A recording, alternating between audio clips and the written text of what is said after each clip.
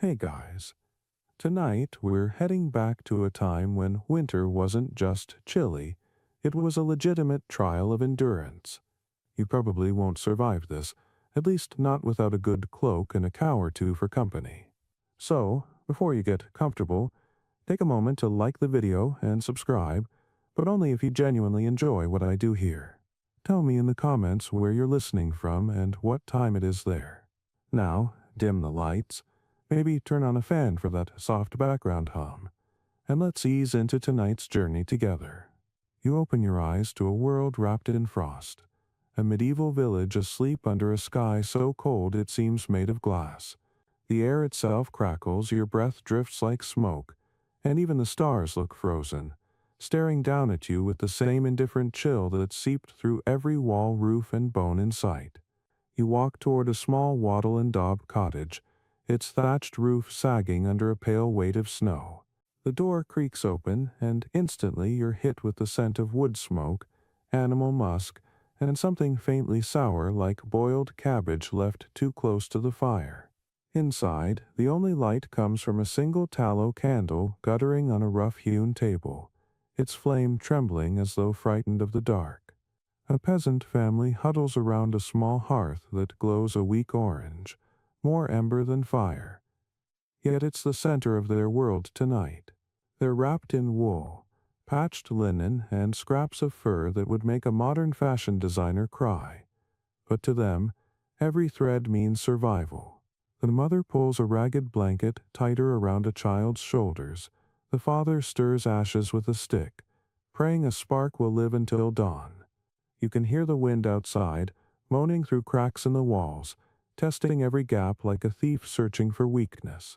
Somewhere, an ox shifts in the adjoining pen, snorts steam, and settles down again. The family will rely on that beast's body heat before morning comes. You crouch near the hearth, warming your hands over the little fire, and you can almost feel your skin waking up from the numbness. The crackle is hypnotic, like a heartbeat that insists quietly, we're still here. The hearth, historians remind us, wasn't just a convenience, it was the soul of the home.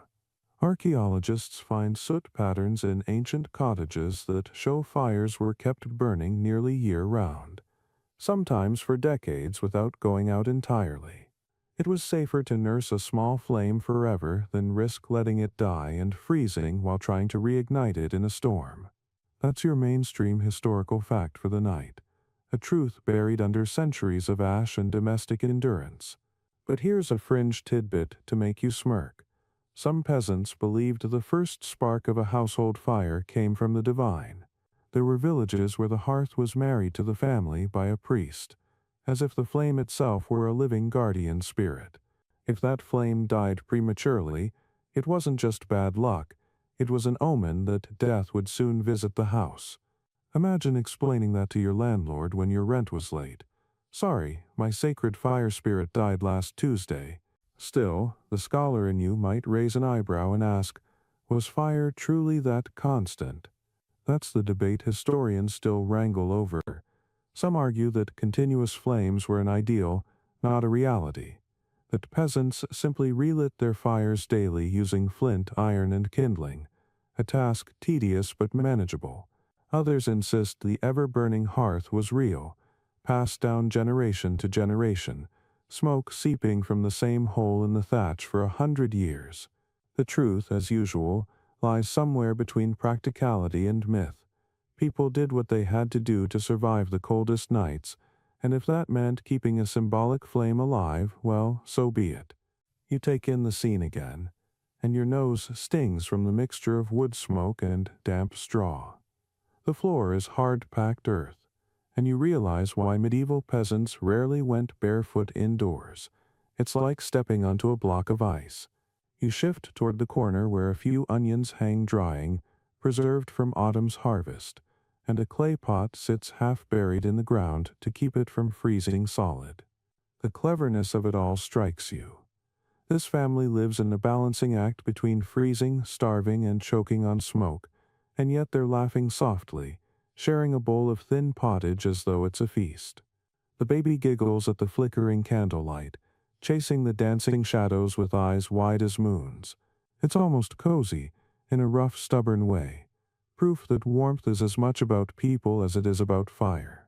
Outside, the wind howls like some forgotten god, shaking the rafters and whispering promises of frostbite. Inside, the candle dips lower. The wax drips onto the table, pooling like frozen tears. You can't help but think how much courage it takes to face night after night of this. No central heating, no thick duvets, no promise that tomorrow's sun will thaw the world. Just a few logs, a prayer, and the will to see morning. Somewhere in the distance, a rooster crows too early, confused by moonlight, and the family chuckles at its mistake. Humor, you realize, is its own insulation, another fire that never quite goes out. If you listen closely, you can almost hear time breathing with them, the crackling embers, the sigh of old timber, the faint shifting of hay in the loft above. And for a moment, you're not in the 21st century anymore. You're just another human huddled near a flame, waiting for the cold to pass. You reach toward the fire one last time, your fingers catching the glow, and as you pull back, it's like holding a fragment of sunlight stolen from summer. That tiny warmth, fragile and flickering, becomes a promise. Tomorrow, somehow, you'll survive again. You wake up before dawn, shivering under a heap of fabrics that could double as a museum exhibit for how not to design pajamas. Every inch of you itches. The air tastes like cold metal. The frost on the inside of the walls glitters faintly in the candlelight, and for a second you think you've woken inside a snow globe that someone forgot to shake. You tug your wool tunic closer, the coarse fibers scraping your skin, and you wonder whether medieval peasants had some secret skincare routine, or if everyone simply accepted that mild dermatitis was part of God's plan. Out in the yard, a rooster crows again, possibly the same one who ruined everyone's sleep last night. Someone curses affectionately at it in Middle English, a sound halfway between a prayer and a threat. The world beyond the door is still frozen solid, but inside, a ritual is beginning, layering up like your life depends on it, which, spoiler alert, it does. Wool was the medieval miracle material, the thermal armor of the poor. Every peasant owned at least one coarse woolen tunic, thick enough to stand on its own if you left it near the fire too long. The cloth was lanolin rich, meaning it still carried traces of sheep oil, which helped repel water and trap heat, basically nature's version of Gore-Tex. That's your historical fact tonight. Wool's lanolin content made it self-insulating and semi-waterproof, the ultimate survival fabric in a world before dryers, radiators, or even the concept of winter fashion. You pull on an extra layer, something that was probably once a shirt but has since evolved into a multi-purpose body wrapping, and the weight of it presses down like a friendly, itchy hug.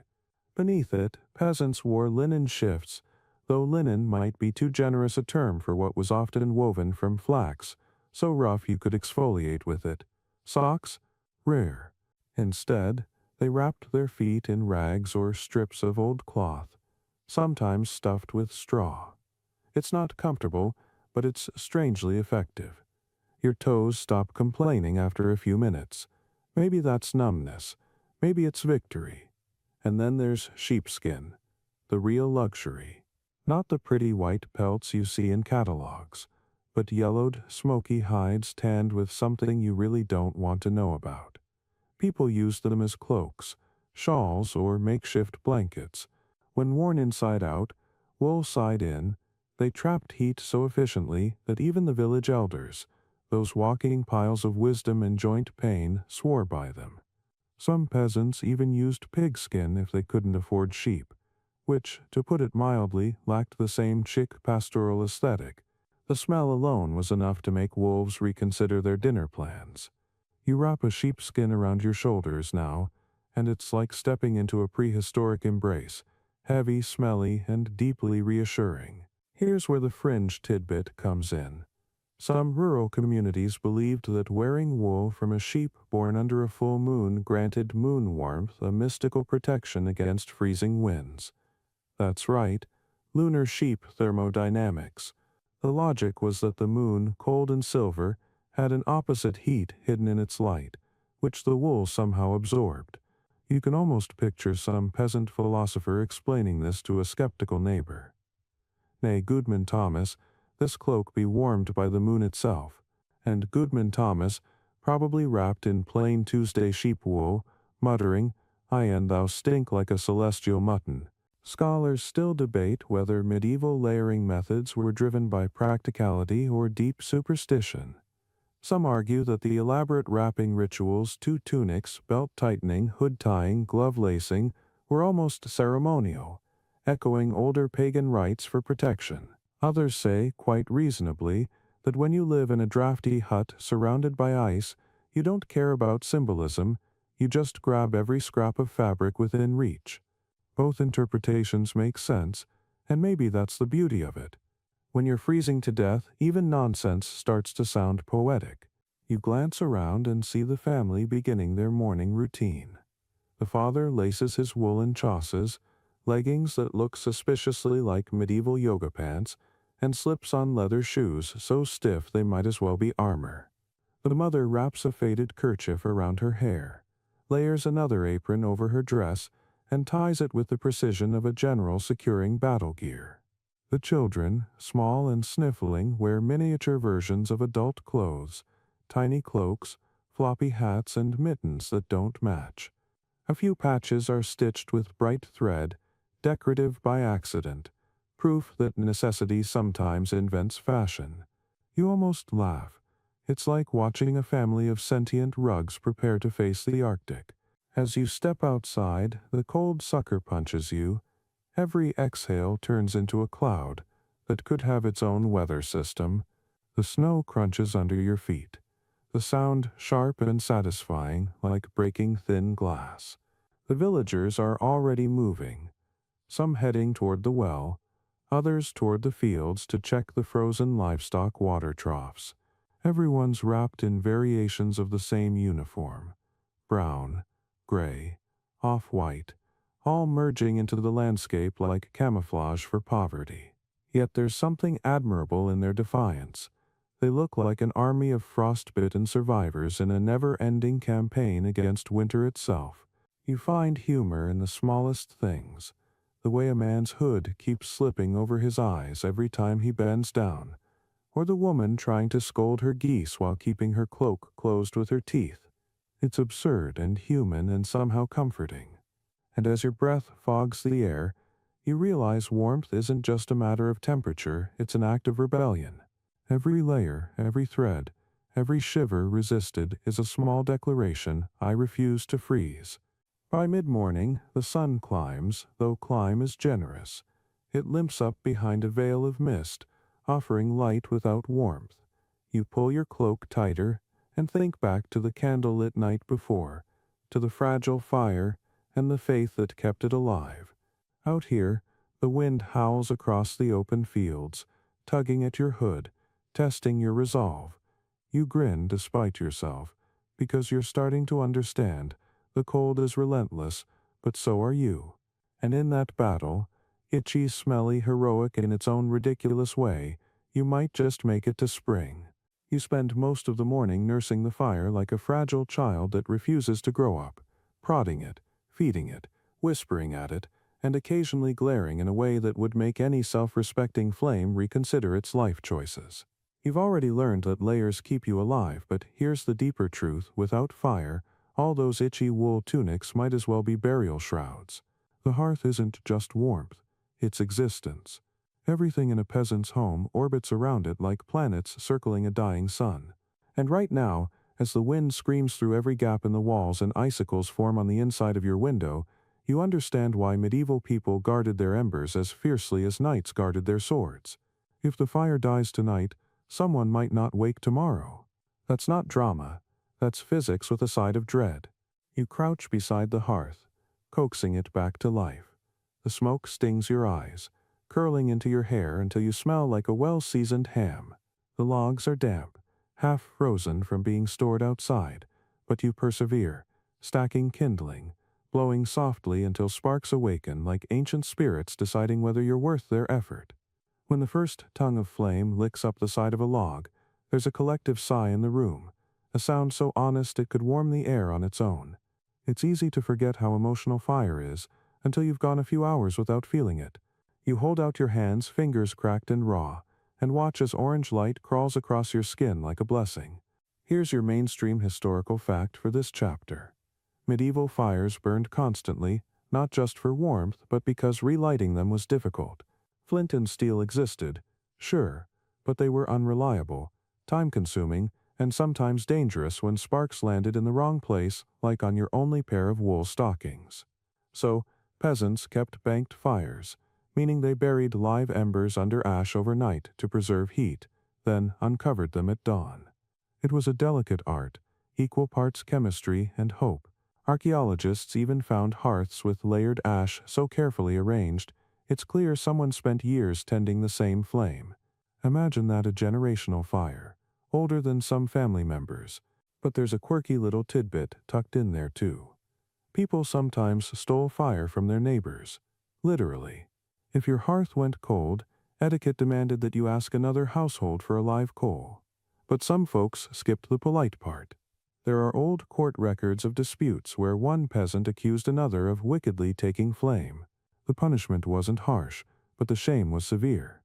To lose your fire was to lose your dignity, and to steal one was practically social arson.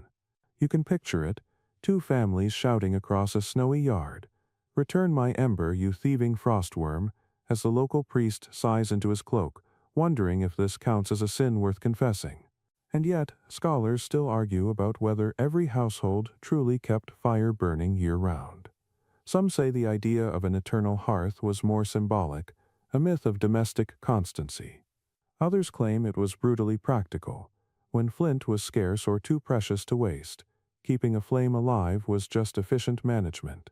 The open scholarly debate phrase for the night might as well be this: did the medieval hearth represent faith or survival? The answer naturally is both. For a peasant, belief and necessity were two sides of the same coin. One you could flip only so many times before it froze mid-air. You notice how the fire doesn't just warm the air. It changes the mood. The family begins to speak again, their breath no longer visible. The mother hums softly as she mends a cloak. The children chase each other's shadows against the wall. And the father stretches his hands toward the light like a man greeting the sun for the first time. The fire has become a living being, a companion, a storyteller, and a silent judge. Every spark that leaps up is a reminder that the world outside might be cruel. But inside this little circle of glow, life still persists. Sometimes they tell stories around the fire, not heroic ballads, but practical wisdom disguised as gossip. You hear one now about a farmer who fell asleep too far from the hearth and woke with a beard of frost so stiff he had to thaw it in his soup. Another tale insists that if you stare into the coals long enough, you can see the faces of ancestors watching over you. You lean closer, half expecting to see a medieval grandmother wagging her finger at your posture. Instead, you see only shifting orange patterns, ghosts of warmth, flickering promises. And then there's the scent, the earthy sweetness of burning wood, the faint trace of smoke in your clothes that lingers like memory. It's not pleasant exactly, but it's familiar, grounding. The walls are blackened with soot, but nobody seems to mind. In fact, they celebrate it. Those dark streaks mean the smoke is staying in, the heat not escaping. It's insulation by accident, efficiency born of imperfection. Somewhere, a 14th century architect is probably taking notes in heaven. Outside, the storm worsens. Snow pelts the roof like handfuls of sand. You step out briefly to fetch more wood, and the cold slaps you so hard your nose tries to file a complaint. The stars are gone, swallowed by cloud, and the world is a blur of white and silence. You grab a few damp logs, your fingers burning from frost, and rush back inside. The warmth hits you like a physical force, a reminder that survival isn't glamorous, but it's glorious in its own stubborn way. The children are asleep now, curled near the hearth like cats. The parents whisper in low voices, counting the wood pile, planning how to ration it until spring. There's not enough. There never is. But still, they smile. Still, they believe the fire will last. You sit beside it, watching the flames dance, and it occurs to you that every civilization has its eternal flame. Rome had the Vestal Virgins, the Greeks had temple fires, and the medieval peasant had this humble hearth. The difference is scale, not spirit. You grin quietly. You're sitting next to a miracle so ordinary it almost went unnoticed. You reach for a stick, stir the embers, and the flames flare brighter for a heartbeat, painting the faces around you in gold. The family exhales as one, like the fire itself is breathing through them. You think of last night's candle, of the wool wrapped around your shoulders, of the small victories that have already kept you alive. Outside, the world remains merciless. Inside, the fire hums its low, crackling lullaby. And as you close your eyes, you understand that medieval survival wasn't about conquering the cold, it was about befriending it, one stubborn ember at a time. You wake sometime past midnight, nose cold, toes colder, breath fogging above you in the dark, and you realize the fire's gone quiet. Not dead, not quite, but sulking, a few faint embers glowering red in their pit like tired eyes. The room feels heavier, quieter, the kind of silence that has texture, dense, woolly, waiting. The family stirs. Someone coughs. The father mutters something in a sleep-slurred grumble that sounds suspiciously like a prayer, though it could also be a complaint about firewood. Then, without ceremony, everyone gets up, wraps their cloaks tighter, and heads toward the back of the cottage. You follow, still half asleep, still wondering what on earth could be warmer than a fire. The answer greets you with a low, damp moo. Yes, tonight you sleep with the animals. Literally, the cottage shares a wall with a small byre, a stable or stall depending on how charitable you're feeling. And that thin partition is all that separates family from livestock. On one side, humans dreaming of bread. On the other, cows, sheep, and the occasional goat dreaming of not freezing to death. You step into the adjoining space, and the difference hits you instantly. The smell is strong enough to register as an emotional event, but the air is warmer, thicker, alive with body heat and slow animal breathing. Steam rises from the hides of the beasts, curling lazily in the candlelight, and you can see why this arrangement wasn't just tolerated, it was cherished. The medieval peasant's heating system had hooves. Here's your historical fact for this section. Many medieval homes in northern Europe were longhouses, built to house both people and livestock under one roof. The design conserved heat remarkably well. Archaeological remains from Scandinavia to the British Isles show shared living quarters where cows, sheep, and humans quite literally slept side by side. Some even had low partitions, no higher than your knees, separating the human bed from the cow bed. It wasn't affection, it was thermodynamics. Each cow could radiate as much warmth as a small fireplace, and unlike a fire, it didn't require chopping wood, just chewing cud. You shuffle closer, careful not to step in anything too educational, and settle near the warm flank of a cow who regards you with a slow, suspicious blink. Her breath huffs like steam from a kettle. You can almost feel the heat radiating from her hide, soft and rhythmic, and you realize this is better than any blanket. The children burrow against the straw. The parents make small talk about tomorrow's chores, and you lie there listening to the synchronized soundtrack of survival, human snores and bovine sighs in imperfect harmony. Someone farts, and nobody even notices. In this economy, warmth trumps dignity. Now for the quirky tidbit, there was an old superstition that sleeping near animals transferred their strength and endurance to you. People believed that breathing the same air as livestock built winter resilience. Some swore that the warmth of cows carried divine blessing. After all, the newborn Christ was supposedly warmed by beasts in a stable, wasn't he? That bit of theology turned out to be the medieval equivalent of central heating marketing. If it's good enough for baby Jesus, it's good enough for you. Of course, not everyone agreed this was wise. Scholars and clergy often complained about the beastly closeness of peasant life. Chroniclers described the practice with the moral disgust of someone who's clearly never been cold. A few even claimed it was dangerous for the soul, blurring the sacred line between human and animal. There's the open scholarly debate for the night. Were shared living spaces practical necessity or moral decay? You can imagine two monks arguing by candlelight, one fuming about bestial warmth, the other quietly thinking he'd rather be blasphemous than frostbitten. The air grows warmer by the minute. The smell doesn't fade, it evolves like a pungent symphony. But your body stops caring.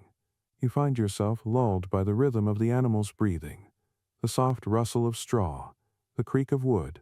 One cow shifts her weight, tail swishing lazily, and a spark of hay dust drifts past your face, catching the faint moonlight sneaking through the slats. It's strangely peaceful, the kind of peace you only get when you surrender your pride and embrace pure, unfiltered practicality. A hen flutters down from a beam overhead, landing with a disgruntled cluck. Somewhere nearby, a goat chews something that might once have been part of a broom. The father mumbles again. This time it's definitely a prayer. Something about keeping the beast safe and the roof steady. The mother hums a lullaby so old it might predate the words themselves. You close your eyes and realize how thin the boundaries are here, between people and animals, between comfort and squalor, between survival and surrender. And somehow that thinness feels right. There's no separation between the warmth that keeps you alive and the life that gives it. Hours pass, and the air turns almost pleasant. You drift in and out of sleep, sometimes dreaming of roaring fires and feather beds, sometimes just floating in the steady pulse of shared heat. Outside, snow still falls, muffling the world. Inside, there's only breath and straw, and the faint flicker of the dying candle. You think back to the earlier nights, to the shivering and the smoky fire, and you almost laugh. Of course, medieval peasants slept with their animals. It wasn't desperation. It was genius.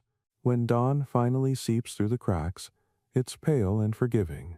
You rise stiff but alive, and the cows blink at you, unbothered, chewing methodically as if to say, "Told you so." You stretch, feeling the warmth still clinging to your skin, and step toward the hearth to relight the morning flame. The line between animal and human blurs again. Both of you wake, both of you breathe, both of you survive another night in the long conversation between warmth and winter. And as you stir the coals, you can't help but smile, thinking that maybe in the coldest nights the truest comfort doesn't come from fire at all. It comes from something that breathes. You wake to the unmistakable sound of straw complaining under your weight, an orchestra of squeaks, crackles, and faint whispers of dust that tickle your throat as you shift. The first thing you feel isn't warmth but texture. Coarse hay poking through thin linen, the faint sting of stalks against your skin, and in the realization that comfort was not a medieval concept, it was an afterlife privilege. Still, your mattress, if you can call it that, is better than bare earth. The family calls it a payless, a big sack stuffed with whatever the fields can spare. Hay, oat straw, maybe reeds if you're lucky. You stretch, hear something crunch, and hope it wasn't an old mouse skeleton. Welcome to medieval bedtime, where even the furniture comes with a personality. Here's your historical fact for the night. The typical peasant bed was literally a bag of hay. People stuffed linen or rough canvas with straw and refilled it every few weeks as it flattened or grew fragrant with nature. Archaeologists have found remnants of these straw mattresses in 14th century homes, still lined with traces of barley husks and, occasionally, animal hair. Bedding wasn't a luxury. It was a living, breathing ecosystem of warmth and discomfort. In cold months, peasants layered furs or old cloaks on top, sometimes even the family's extra clothing. Beds were narrow, shared, and constantly rearranged to fit as many bodies as possible under one blanket. Body heat, it turns out, was the most reliable central heating system before central anything existed. Now, for the fringe tidbit, some villages believed you should never change the straw in your bed on a Friday. Doing so would invite the devil to lie beside you, which, to be fair, sounds like a particularly strong deterrent against housework. Others thought that mixing fresh hay from two different fields caused restless dreams, as if the stalks argued in your sleep about whose soil was better. You grin, imagining medieval farmers debating whether their nightmares were a result of demonic influence or bad crop rotation. Scholars still debate whether the hay mattresses were truly hygienic or if peasants simply accepted the shared company of fleas as inevitable. Some argue that regular airing out days when families dragged bedding into the sunlight were early forms of pest control. Others suggest it was more social theater than sanitation, a way of showing off that your household still possessed enough hay to spare for bedding. Either way, every historian agrees on one thing: you couldn't survive a medieval winter without straw between you and the frozen floor. You lie there, inhaling the faint scent of grass long dead yet still whispering of summer. The mother snores softly beside her youngest, while the father mutters something in his sleep about sheep escaping the fence again. Everyone's limbs overlap in a tangle of fabric, warmth and weary breathing. It's less a family bed and more a human lasagna. You adjust your arm carefully so you don't elbow the child curled up like a cat near your ribs, and as the warmth seeps back into your bones, you understand why this cramped intimacy wasn't just tolerated, it was treasured. No one here sleeps alone, not because of romance or sentiment, but because isolation kills faster than cold. The fire across the room is little more than a pulse of orange in the dark, but its glow, combined with the shared heat of bodies, turns the air soft. You shift again, feel the straw shift beneath you, and the rustle becomes a lullaby. It's not the sterile silence of modern sleep. It's alive, a chorus of creaks, sighs, and breathing, each sound confirming that everyone made it through another night. The candle guttered out hours ago, but you can still see faint shapes in the dim red light.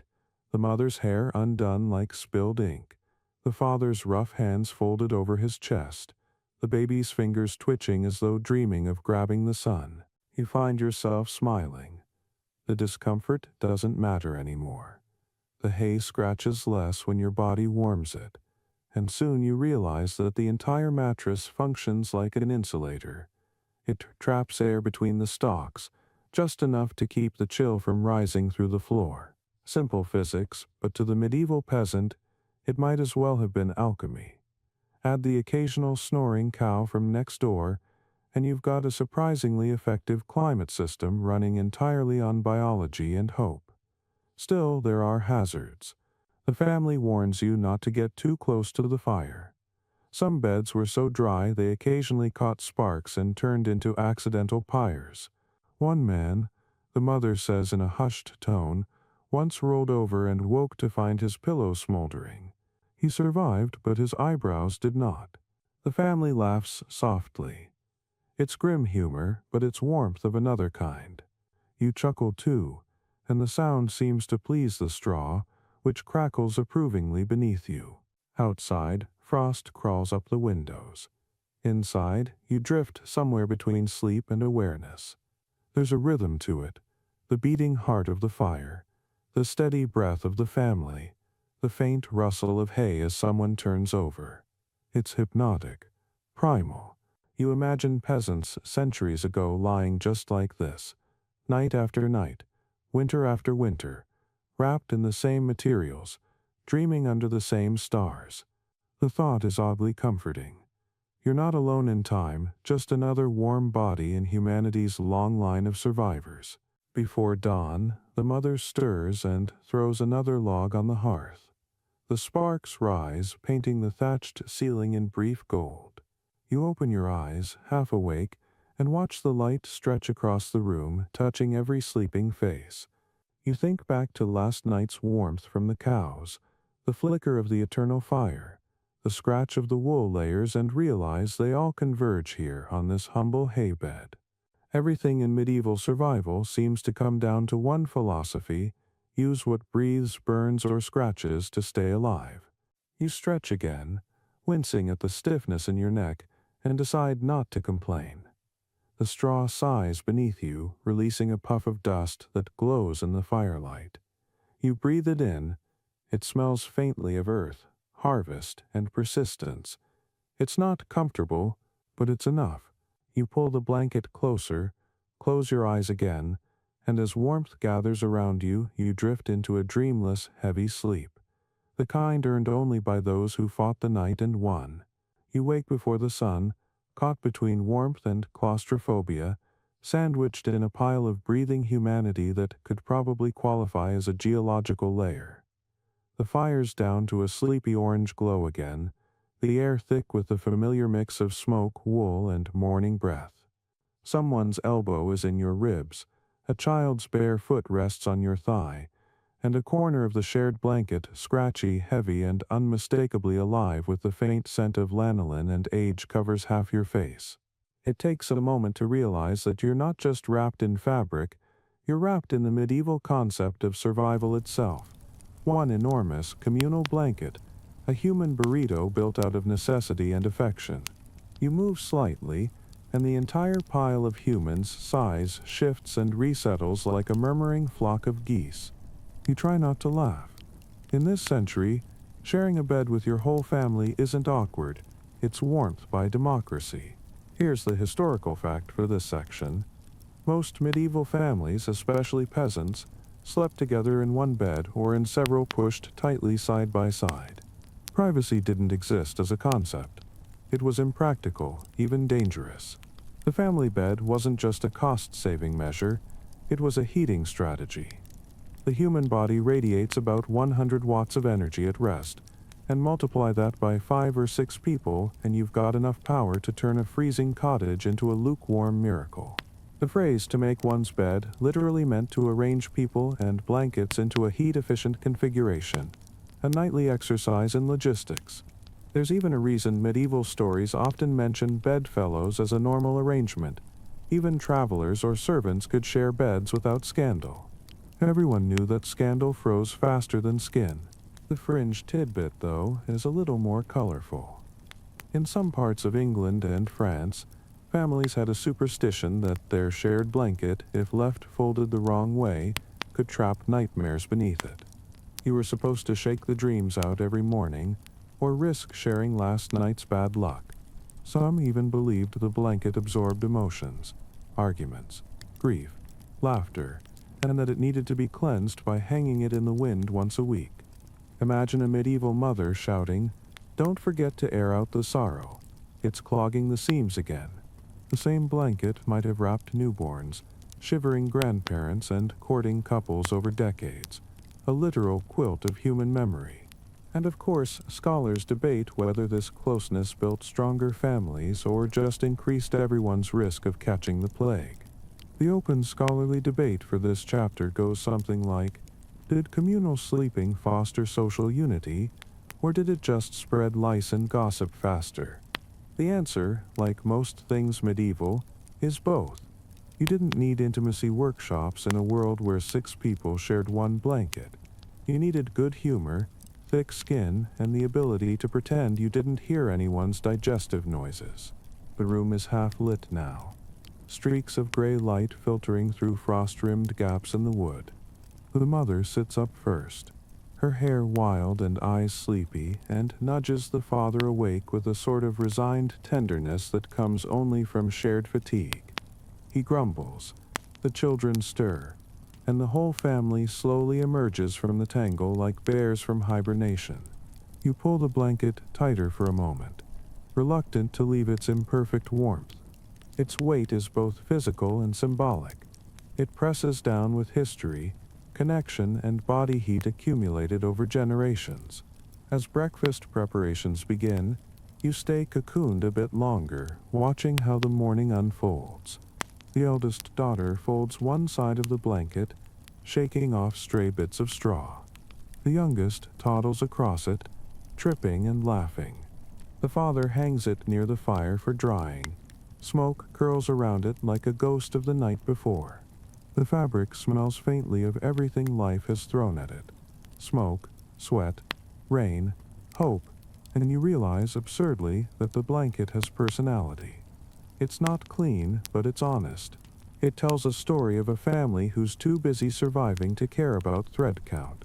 When you finally stand, you notice that everyone's spirits seem lighter than the air outside. Shared sleep does that. It knits people together in invisible ways. They laugh more easily, finish each other's chores without words.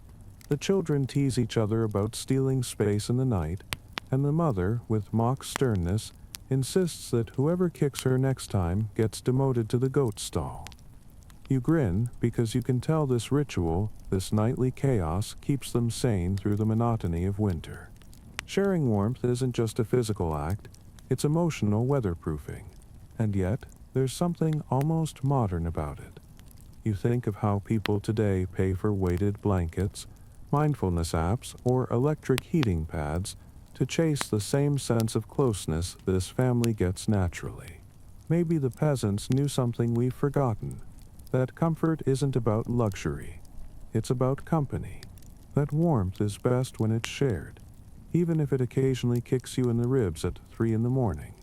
As the family prepares for another day of cold work, you glance back at the bed, rumpled straw mattress, tangled sheets, the ghost of warmth still rising from it. The fire crackles again, the air hums with new energy, and for a brief moment you envy them. Their lives may be hard, but they sleep knowing exactly who's beside them and what keeps them alive. You take one last look at the old blanket hanging by the hearth, glowing faintly in the firelight like a relic of resilience, and you think, maybe all survival really begins in the shared warmth of small things.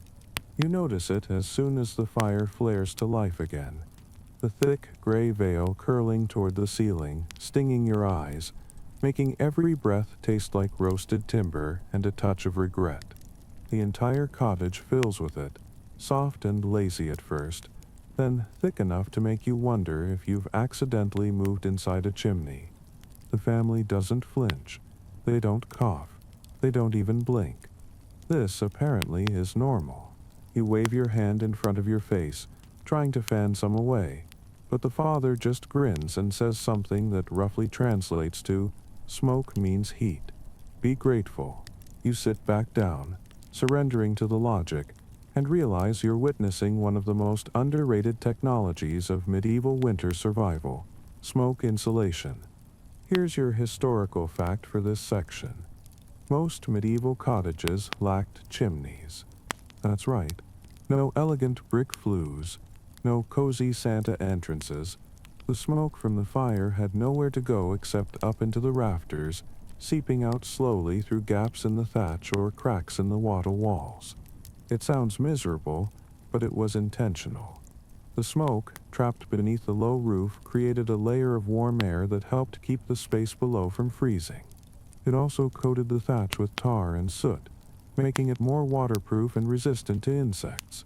In other words, the peasant's smoky house wasn't poor engineering. It was a masterpiece of functional discomfort. You sit there, blinking through the haze, thinking medieval architecture was less about comfort and more about negotiation. Now for the fringe tidbit, the one historians mention with both amusement and disbelief. Some people believed that living with smoke toughened the lungs and purified the blood. They said a smoky home breeds hardy children. And in one 15th century account, a monk complained that peasants were too proud of their blackened beams, claiming the soot drove out winter demons. So, yes, medieval parents apparently told their kids that choking on smoke was just the spirits being evicted. You can almost imagine the pep talk. Cough louder, lad. You're scaring the frost imps. Of course, modern historians can't resist arguing over whether this smoke as insulation system was more genius or madness. That's your open scholarly debate tonight. Did peasants intentionally keep their homes smoky for heat, or did they simply have no better option? Some archaeologists say the design of early longhouses and cottages suggests deliberate airflow management. Others think it was chaos made habitual. The truth is probably both, a mix of ingenuity and endurance. After all, when you're cold enough to pray to the firewood, you stop complaining about eye irritation. You sit under the blackened rafters watching the smoke gather in ghostly ribbons. It curls like slow water rising to the ceiling before finding its way out through the thatch. The beams above are slick with decades of residue, gleaming faintly in the firelight like a dark cathedral roof. The air smells sharp, but it's not unpleasant once you stop fighting it. It smells of life surviving itself. The mother moves gracefully through the haze, tending a pot suspended over the embers. The children play in the corner, utterly unbothered, eyes gleaming like small stars through the gray. You start to see it differently now. This isn't a flaw, it's texture, atmosphere. Their world is smoky because it's alive. There's a joke among peasants, you learn, that if you can still see the door, it's not warm enough. They laugh about it as they stir their porridge, and you can't help but join in. It's absurd and brilliant at the same time. The smoke forces everyone closer to the ground, nearer the fire, nearer each other.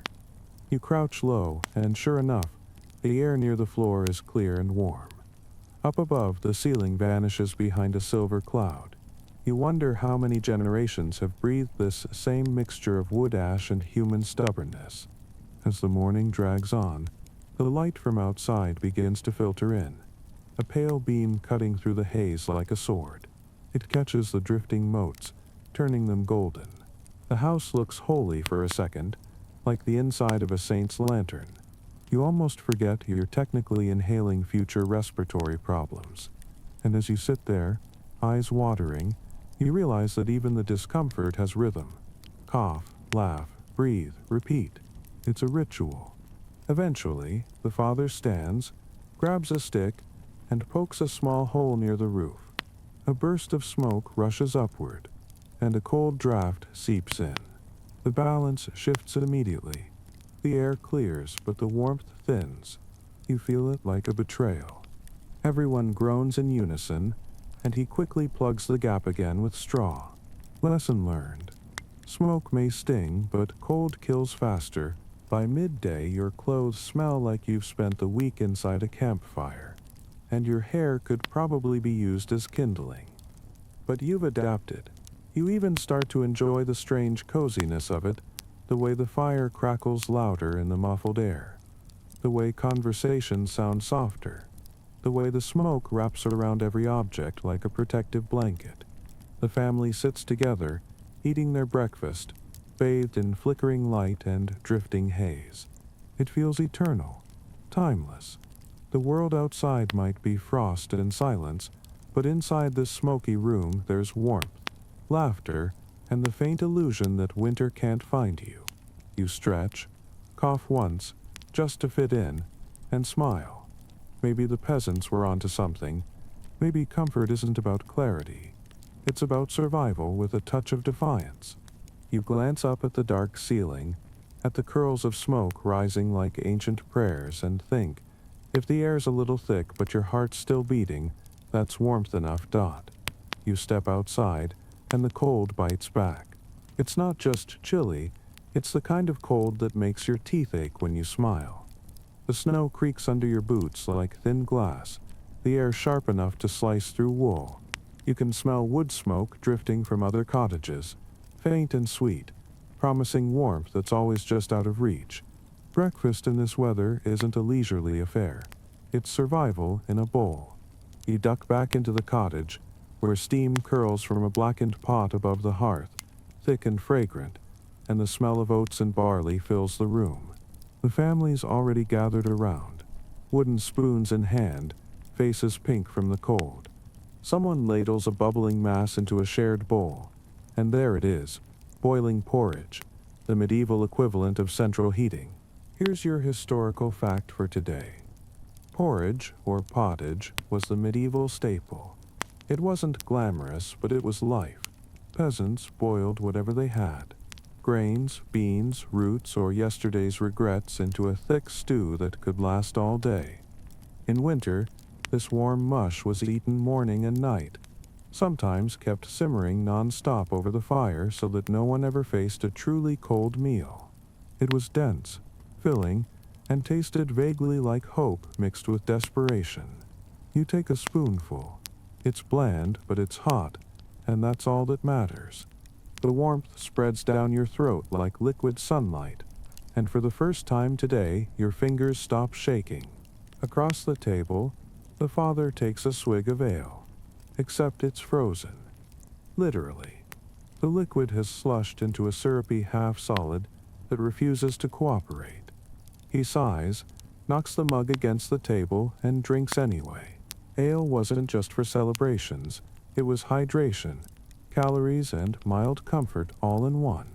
Medieval water sources were often unsafe, so even children drank ale with breakfast. The yeast and fermentation made it safer than river water, though not always more pleasant. That's your fringe tidbit. Peasants often kept ale near the fire overnight, just to stop it from turning into medieval beer popsicles. And yes, there are recorded cases of people accidentally cracking their mugs, trying to chip out frozen drink. You imagine a poor farmer explaining to his wife that he didn't drink too much ale, he just broke it. Scholars still debate whether porridge and ale were primarily nourishment or ritual. Some argue that meals in the medieval world were as spiritual as they were physical, a time for blessing, gratitude, and gossip all at once. Others think peasants didn't have time for meaning, they just needed something hot to remind them life still functioned. The truth likely swirls somewhere in between. A wooden bowl, a shared laugh, and the feeling that even in the bleakest cold, something simple and warm can be holy. Steam fills the cottage, fogging the windows and softening the world outside. The family talks in low voices, discussing chores and weather predictions based entirely on the color of frost. The mother sprinkles a pinch of salt into the pot like it's treasure, and you realize that spices are rare enough to be mythical here. If someone in this village has pepper, they're either royalty or suspiciously good at smuggling. You glance at the porridge again, noticing how thick it's become. The spoon stands upright like a flag of defiance. It's a declaration, we're still here, and we're still eating. There's humor in the struggle, too. The children joke that if the porridge gets any thicker, they'll use it as wall plaster. The father mutters that the ale is strong enough to melt the frost off his eyebrows, which, judging by the redness of his nose, might be true. The mother rolls her eyes, the universal gesture of women throughout history silently tolerating men's breakfast bravado. Even the cow outside moos in agreement, or disapproval. It's hard to tell. You take another bite. It's oddly soothing, this shared simplicity. Every spoonful connects you not just to the family around the fire, but to generations who lived and ate this exact same way. 1,000 winters. The same hunger, the same laughter echoing through smoky rooms. You feel it now. The rhythm of the season. The small victories of each warm meal. The ancient comfort of being fed when the world outside offers nothing but ice. When the pot is scraped clean, the family sits back, satisfied and a little drowsy. The youngest licks her spoon like it's dessert. The father pours the last of the ale, and the mother hums a tune that sounds like it's half lullaby, half prayer. The fire crackles. The smoke twists upward, and for a moment the entire cottage glows in amber light. You can almost forget the snow piling at the door. You can almost believe spring will come. You stretch your hands toward the fire, feeling the warmth soak into your palms, and realize the truth of it all. In the medieval world, survival didn't mean conquering the cold. It meant mastering small, stubborn comforts. A spoon of porridge, a sip of ale, a laugh shared before the next gust of wind rattles the walls. And as you watch the family begin their day stepping back into the white silence outside, you smile. The world might freeze, but as long as something's boiling somewhere, humanity keeps going. By midday, the world has become a glittering frost kingdom again. White fields, shining branches, a sun that looks bright but gives nothing but attitude. You step outside with the family to fetch water from the well, and the wind hits you like a slap made of ice and bad manners. Your wool layers help, but not enough. The cold crawls up sleeves, down collars, through every hopeful seam. That's when you start noticing something strange. No one else seems to mind. The father, covered in mud from repairing a fence, smiles like the cold can't find him. The children, their faces smudged with soot, chase each other across the snow without flinching. Then you realize their secret, dirt.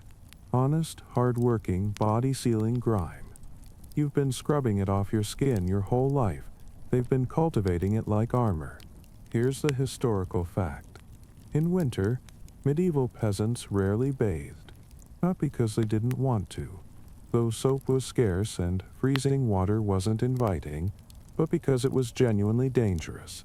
Exposure to cold water could lead to illness or worse, so they learned to rely on natural oils, sweat, soot, animal fat to trap heat close to the skin.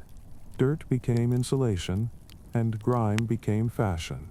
Contemporary writings even describe peasants as having a winter sheen, which sounds fancy until you realize it meant a combination of smoke, grease, and commitment. Now for the fringe tidbit. Some people deliberately rubbed animal fat or even goose grease on their faces and hands to protect against frostbite. It worked, more or less, but came with a cost. Dogs followed you everywhere. There are accounts from 14th century France describing villagers walking around smelling of stew during the colder months. You can imagine a medieval romantic moment ruined by that detail. Your eyes glisten like ice, and your scent reminds me of dinner. The open scholarly debate tonight revolves around hygiene versus adaptation. Historians still argue, were peasants filthy out of ignorance or survival instinct? Modern scholars increasingly agree that grime was practical. Bathhouses existed in towns. Yes, but in the countryside, warmth mattered more than cleanliness. Dirt was a thermal layer, and oddly enough, it might have strengthened immune systems. One could argue peasants invented the concept of exposure therapy centuries before anyone coined the term.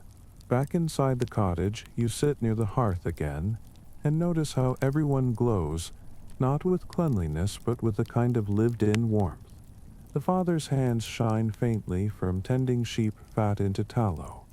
The mother's cheeks gleam where she's rubbed a mix of lard and herbs to keep her skin from cracking. Even the children, streaked with smoke and straw, have a healthful flush. You touch your own face and realize you're still too clean. The cold keeps finding you because it has nothing to cling to. So you follow their example, hesitantly dabbing a little fat from the pot near the fire and rubbing it into your hands. It feels strange, then warm, then oddly comforting. Congratulations, you're now weatherproof. Medieval edition. The air fills with the smell of life. Smoke, tallow, and wool mingling into something primal. You think back to every modern winter ritual. Lotions, hot showers, heated blankets, and they suddenly feel fragile compared to this rough, enduring method. It's not pretty, but neither is frostbite. The peasants aren't dirty. They're efficient. Their bodies are ecosystems of adaptation. Their skin both shield and memory of work. A joke passes between them. The cleaner you are, the colder you'll die. They laugh, and you find yourself laughing too, because it's absurdly logical. Cleanliness is for summer festivals. Filth is for survival. You can almost imagine a medieval influencer shouting, "New skincare tip, soot is the new silk." As dusk approaches, the smoke grows thicker again. The family moves closer to the fire, their faces glistening in the dim orange light. There's no shame here, no self-consciousness, just the satisfaction of knowing the cold can't quite touch you. Outside, frost creeps along the window frame, silver and patient, but it doesn't get in. Not tonight. You sit back, warm and slightly greasy, listening to the crackle of the hearth. Somewhere beyond the walls, wolves howl, but the sound feels far away, dulled by the thick air and thicker skin of everyone inside. You understand now, survival isn't about purity, it's about persistence. Dirt isn't defeat, it's defiance. You smell like smoke and mutton fat, and you've never felt more alive. By the time the year bends toward its coldest nights, you can feel the mood of the whole village shift. The fields are empty, the tools are hung, and for once, there's a hint of laughter that isn't just a survival reflex. The peasants are preparing for something. A strange, glowing pocket of joy stitched into the bleakest weeks of the year. You can hear the first signs of it already. The muffled thud of feet stamping in rhythm somewhere down the lane. The jingling of something metallic. maybe bells or spoons tied to a dancing fool's belt. Someone shouts, someone laughs, and just like that the air feels warmer, even though the temperature hasn't moved a degree. Welcome to the season of distraction, the medieval way of beating the cold with noise, food, and just enough chaos to make the frost forget your name. Here's the historical fact. Across medieval Europe, midwinter festivals weren't just religious, they were psychological. The church tried to brand the cold months with sacred observances like Christmas, Candlemas, and Epiphany. But beneath the hymns pulsed something older and rowdier. Peasants celebrated Yule, Twelfth Night, or the Feast of Fools, depending on where they lived. These weren't polite dinner parties, they were full-blown survival parades. Bonfires blazed in frozen courtyards. Ale flowed like defiance, and the people danced because if they didn't, they might remember how cold they were. The fringe tidbit tonight is almost too good. In some regions, villagers smeared themselves with ashes from the hearth or even animal fat, declaring it protection against winter spirits. They'd leap over fires, shouting blessings for the livestock, or wear masks made of straw to confuse demons who brought frost. It was half theater, half therapy. A medieval blend of Halloween, Mardi Gras, and sheer desperation. In France, one chronicler even complained that peasants dressed as oxen to praise the cow that warms them, mooing through the streets with bells tied to their horns. Somewhere in the chaos, theology gave up and just let the party happen. The open scholarly debate for this section centers on whether these festivals were acts of rebellion or just harmless fun. Some historians insist peasants used celebration as social protest, mocking their lords and clergy under the cover of sanctioned revelry. Others argue it was merely relief, a chance to laugh in the face of winter's cruelty. Either way, the effect was the same: warmth by movement, heat by laughter, sanity preserved by absurdity. You stand there now, snow crunching beneath your boots, watching men in soot-streaked tunics dance around a bonfire while someone bangs a pot in time. The sparks rise into the night like fiery confetti, and for the first time in weeks, no one looks tired. You're pulled into the rhythm before you realize it. The heat from the flames roars against your skin, the cold forgotten. Someone presses a mug of steaming ale into your hand. It smells of cloves and smoke. You drink, and the warmth spreads through you like liquid courage. The children chase each other with straw masks. The women clap along, cheeks glowing red from firelight and laughter. Even the animals seem caught in the mood. A goat bleats rhythmically like it's keeping time. You look around and it hits you. This isn't just celebration, it's medicine. The night stretches on. The fire pops, shooting tiny embers that drift into the dark like fleeing stars. People trade jokes that probably made sense a century ago but are still funny because they're delivered with enough joy. Someone sings a rough, cracked voice but full of feeling. The song isn't about kings or saints, it's about the return of light, about how every winter ends eventually. The crowd joins in, off-key but united. For a few minutes you can almost feel spring humming beneath the frozen ground. Later, when the fire begins to die and the laughter fades into sleepy murmurs, you notice how peaceful the village feels. The faces glowing in the embers aren't hopeless anymore. They're softened, renewed. Tomorrow the cold will come back, the fields will stay dead, and the smoke will sting again. But tonight they remembered they were alive. That's the real warmth of winter. Not the fire, not the food, but the ability to laugh inside the storm.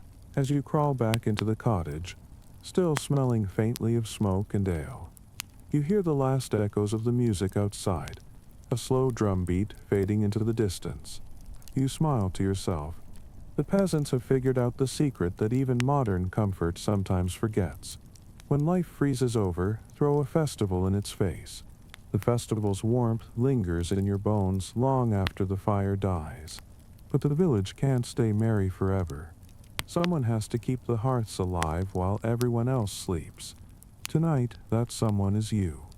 The father presses a small iron poker into your hand, nodding solemnly as if passing down the world's least glamorous sword. Keep the fire breathing, he says, and disappears beneath the wool blanket with a grunt that sounds like both gratitude and relief. The room falls quiet, except for the faint crackle of wood and the wind clawing gently at the door. Congratulations, you're now the reluctant night watch, protector of the flame, defender of the warmth, guardian of people who snore like overworked farm animals. Here's your historical fact. Fires in medieval cottages had to be tended through the night, because rekindling from scratch was laborious and dangerous. A well-banked fire could smolder under layers of ash for up to 8 hours, providing a steady glow by morning. Peasants rotated the duty, ensuring at least one person stayed awake to feed the embers, mind the livestock, and keep frost from conquering the floorboards. Sleep deprivation wasn't an inconvenience, it was part of the household economy. Without the night watch, there would be no morning warmth, no porridge, no life. Now for the fringe tidbit. Some villages believed that letting the fire die invited wandering spirits into the home.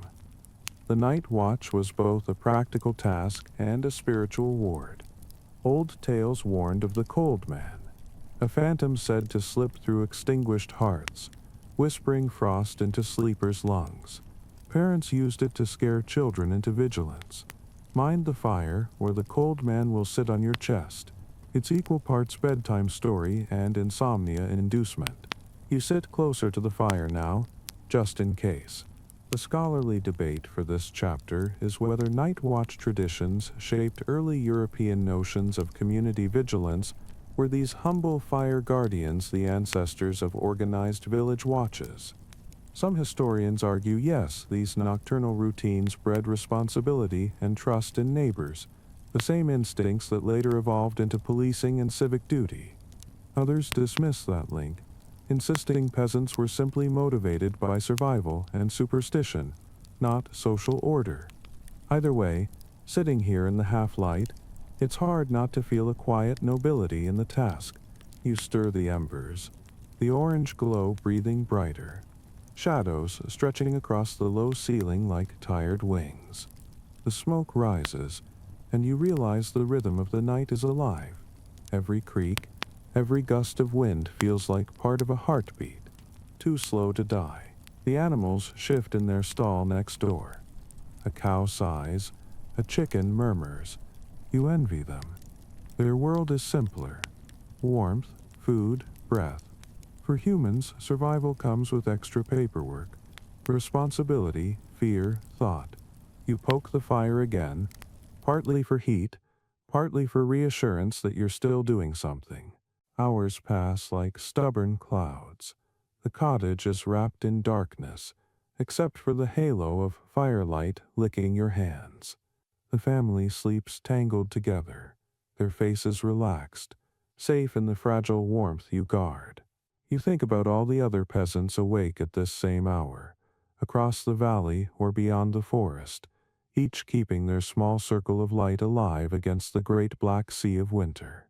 It's a quiet army, one made of yawns, wool, and loyalty. There are small moments of absurd humor, too. Your eyelids droop and the poker slips from your hand, clattering against the floor. You freeze, then glance over. Nobody stirs. You mutter to yourself, well, the cold man's probably laughing now. You toss another log onto the fire just to spite him. The log hisses, sparks leap, and warmth pushes back the chill like a sigh of relief. You feel triumphant for about 30 seconds, then sneeze so loudly that the goat bleats in protest. Congratulations, you've awakened the livestock defense force. By the time the first gray hint of dawn filters through the smoke, your eyes burn and your hands smell permanently of ash. But you did it. The embers survived. The family begins to stir, unaware of the small heroics that kept their toes attached through the night. The father nods to you, wordlessly approving, and tosses you a heel of bread for breakfast. It tastes like charcoal and victory. You sit back, exhausted but proud. The fire glows stronger now, chasing the cold into corners. You realize that in a world built on survival, the smallest duties carry the weight of civilization. Someone has to watch the dark so everyone else can dream. You smile faintly, rubbing soot from your cheek, and think, in another life maybe this is all warmth ever was. A promise kept until morning. By morning, the whole world has turned to velvet silence, the kind that presses on your ears until even your heartbeat sounds too loud. You open the door and find the cottage half buried, the snow piled high against the walls, soft and sculpted, like the earth itself has decided to tuck you in. It's dazzling in the early light, all silver blue shimmer and stillness, so beautiful you almost forget how dangerous it is. The air bites your lungs on the first breath, but inside, the sound of the fire is a steady whisper, and the family speaks in hushed tones as though afraid to wake the frozen landscape. You've just stumbled into one of the most surprising winter allies medieval peasants ever discovered: snow, the accidental architect of warmth and quiet. Here's your historical fact. In the Middle Ages, snow wasn't only an obstacle, it was insulation. When it built up against walls or roofs, it trapped air, forming a natural barrier that kept heat inside. Peasants didn't rush to clear it away from their cottages unless it risked collapse. Archaeologists studying medieval homesteads in Scandinavia and in the Alps found that some longhouses were intentionally banked with packed snow during the worst months. It sounds absurd at first, using winter to fight winter, but it worked. Snow muffled sound, sealed drafts, and made homes feel oddly cocooned, nature's version of double glazing, centuries before glass windows were common. And the fringe tidbit: snow was also believed to hold spirits. Some villages treated it as a living thing, soft, slow, and benevolent if respected. Children were told not to shout at falling snow, lest they wake the white sleepers, unseen beings said to live within drifts. A few even sprinkled ashes along the roof's edge as an offering, so the snow spirits would guard their house instead of crushing it. You imagine medieval parents using that tale to keep kids from pelting each other with snowballs near fragile thatch. Mind the roof. That's someone's grandmother up there. Scholars, as always, debate whether peasants truly understood the physics of snow insulation or simply noticed the results.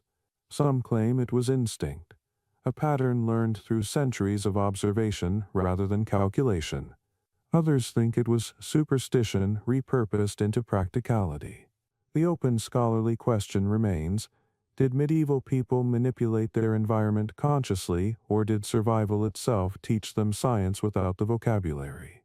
You smile because it doesn't matter. Intentional or not, it worked, and the proof is right here in the hush that wraps around the cottage like a lullaby. Inside, the world feels smaller, softer. Every sound, footsteps, spoons scraping bowls, the baby's cough is swallowed by the walls. The smoke drifts lazily up to the rafters but doesn't escape as easily. The air grows thick, warm, and faintly sweet. The family moves slower, quieter, as if respecting the hush outside. You realize the snow has done something miraculous. It's changed not just the temperature but the mood. Even conversation feels gentle here, sentences ending in whispers. It's as though winter has finally stopped fighting and decided to hold everyone still. Later, you help the father dig a small tunnel to clear the doorway. The snow glints like ground glass, powder falling in slow cascades as you carve through it. The air smells impossibly clean, cold and bright, like breathing light itself. The sound of your shovel is almost musical, dulled by the density of the drift.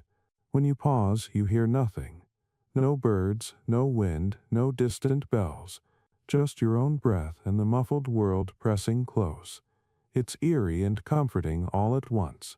You understand now why peasants described deep snow as a blessing blanket. It didn't just hide them from the cold. It hid them from the world's noise. By the time you crawl back inside, your face tingles and your clothes steam near the fire. The children giggle, their voices tiny in the padded air. The mother serves broth, its aroma filling the room like warmth made visible. Even the crack of a log sounds polite. You sit there sipping and realize that for the first time in days, nobody's rushing, coughing, or complaining. The snow outside has pressed pause on everything. You could live in this quiet forever if the roof holds. As night falls, the wind starts again, howling faintly beyond the snowy barrier. But inside, it's muted, more lullaby than threat. You lie down on your straw bed, listening to the dull heartbeat of the fire, and think how strange it is that something as deadly as snow can also be your protector. You remember the smoky air, the animal warmth, the dirt as armor, and laugh softly. Every enemy of comfort here eventually becomes a friend. That's medieval genius in a nutshell, or a snowdrift. You drift towards sleep, feeling cocooned in the hush, every sound softened, every draught sealed. The cottage breathes, slow and steady, and you with it. Somewhere outside, the world is frozen solid, but in here, wrapped in silence and survival, you've never felt warmer. The night falls thick and absolute, the kind of darkness that feels alive. You can't see your hand in front of your face unless the fire flares, and even then the light fades as quickly as it comes, swallowed by shadow. That's when the lanterns come out, their honey-colored glow soft and trembling like tiny suns trying to remember how to rise. The father lights one carefully, the wick catching after a few nervous sputters, and immediately the whole room changes. The flame dances behind a small pane of horn. No glass here, just thinly scraped animal shell stretched tight in a wooden frame. It distorts everything a little, gives faces an otherworldly shimmer. The air seems gentler in its light, as if the darkness itself has agreed to back off for a while. Here's the historical fact. In medieval homes, horn lanterns were the most common source of portable light. Glass was rare and expensive, but thin slices of cattle horn, cleaned and pressed flat, could diffuse candlelight safely without burning. These little lanterns were carried from bed to byre, from cottage to chapel, and often hung from ceiling beams during long winter nights. The horn didn't just protect the flame, it magnified its reach, filling rooms with a golden haze that blurred imperfections and soot stains alike. And in that fragile radiance, prayer began. The family kneels now. The father at the front, his hands clasped loosely, the lantern set between him and the fire. His voice is low, half whisper, half melody, reciting the familiar prayers that mark the hours of night. You follow along silently, though you don't know the words. It's not about language, it's about rhythm. The words are steady, grounding, as if naming each fear and tucking it into the light. You realize this is less religion and more ritual, a way of telling the dark we still exist. And here's the fringe tidbit for the evening. Some peasants believed that light itself had a soul. They would speak to their lanterns, thanking them before extinguishing them, sometimes even giving them names. A flame was thought to hold a whisper of divine fire. After all, God's first act in the Bible was to create light. In a world where darkness could mean death, that little glow wasn't just physics, it was companionship. One 15th century folktale tells of a widow who refused to blow out her lamp for 20 years, saying her husband's spirit lived in its flame. The priest called it superstition, she called it marriage. The scholarly debate around this practice is one of interpretation. Were nightly prayers acts of faith or psychological therapy? Some historians see them as the Church's successful domestication of older pagan fire rites, the transformation of hearth worship into Christian devotion. Others argue that peasants simply prayed because silence was unbearable. When the wind roared and wolves cried outside, words were a defense against panic. Either way, prayer was warmth, and warmth was survival. You sit near the lantern, its glow catching the edges of the mother's face as she murmurs softly to herself. Her lips move like a lullaby with no melody. The children watch the flame instead of listening. It flickers like a living story. The smallest one giggles when the light bends through the horn, creating tiny halos on the wall. For a moment, the whole family seems carved out of gold, bronzed by light, humbled by gratitude. The cottage feels sacred now. The smoky ceiling turned cathedral vault. The wind outside wails, a low mournful sound, but it can't touch the peace inside. The father crosses himself, then nods toward you with a sleepy half-smile as if to say, "You see, this is how we keep the cold out." You nod back, though you suspect it's more than the cold they're holding off. It's fear, loneliness, the creeping doubt that morning will ever come. You realize that the medieval night was a different kind of universe. Longer, heavier, full of imagination. Without street lamps or clocks, darkness stretched like eternity. The lantern wasn't just light, it was proof of existence. To pray beside it was to declare victory over the void. You feel it too now, the quiet awe of it, the small flame humming against the endless black. When the prayers end, the family drifts toward bed, leaving the lantern burning low. The shadows on the wall move like breathing. You sit a while longer, watching the light pulse inside the horn, and you can almost believe it's thinking. The room smells of smoke and wax, of life suspended gently in waiting. You whisper good night to the flame without meaning to, and it flickers in reply. Maybe coincidence, maybe acknowledgement. It doesn't matter. In a world this dark, every response counts. You lie down then, wrapping yourself in your cloak, and the light trembles on your face one last time before you close your eyes. Outside, snow falls again, silent and patient. Inside, the lantern keeps its lonely vigil. You understand, finally, why peasants prayed not for comfort but for endurance. Because sometimes the miracle isn't escaping the night. It's surviving until dawn. By the third week of deep winter, you start noticing small bundles tucked into corners of the cottage, dried herbs tied with string, scraps of cloth stuffed with something fragrant, little bowls of wax and oil sitting by the window. At first, you think they're just clutter, the remnants of cooking or cleaning. But when the mother sprinkles a few crushed leaves into the fire while whispering under her breath, you realize it's something else entirely. The medieval version of medicine, protection, and a touch of psychological warfare against the cold. Here's the historical fact. Medieval peasants depended heavily on folk remedies and herbal medicine to survive the winter. Long before physicians were an option, knowledge passed through generations of women, mothers, grandmothers, midwives who memorized recipes for teas, ointments, and charms. They used herbs like rosemary for circulation, garlic for strength, and goose fat mixed with salt as a chest rub for coughs. In an age before germ theory, these remedies weren't superstition, they were the closest thing to pharmacology that common people had. And astonishingly, many of them worked. Modern research has confirmed that rosemary improves blood flow, garlic acts as a mild antibiotic, and fat-based salves really do protect against frostbite.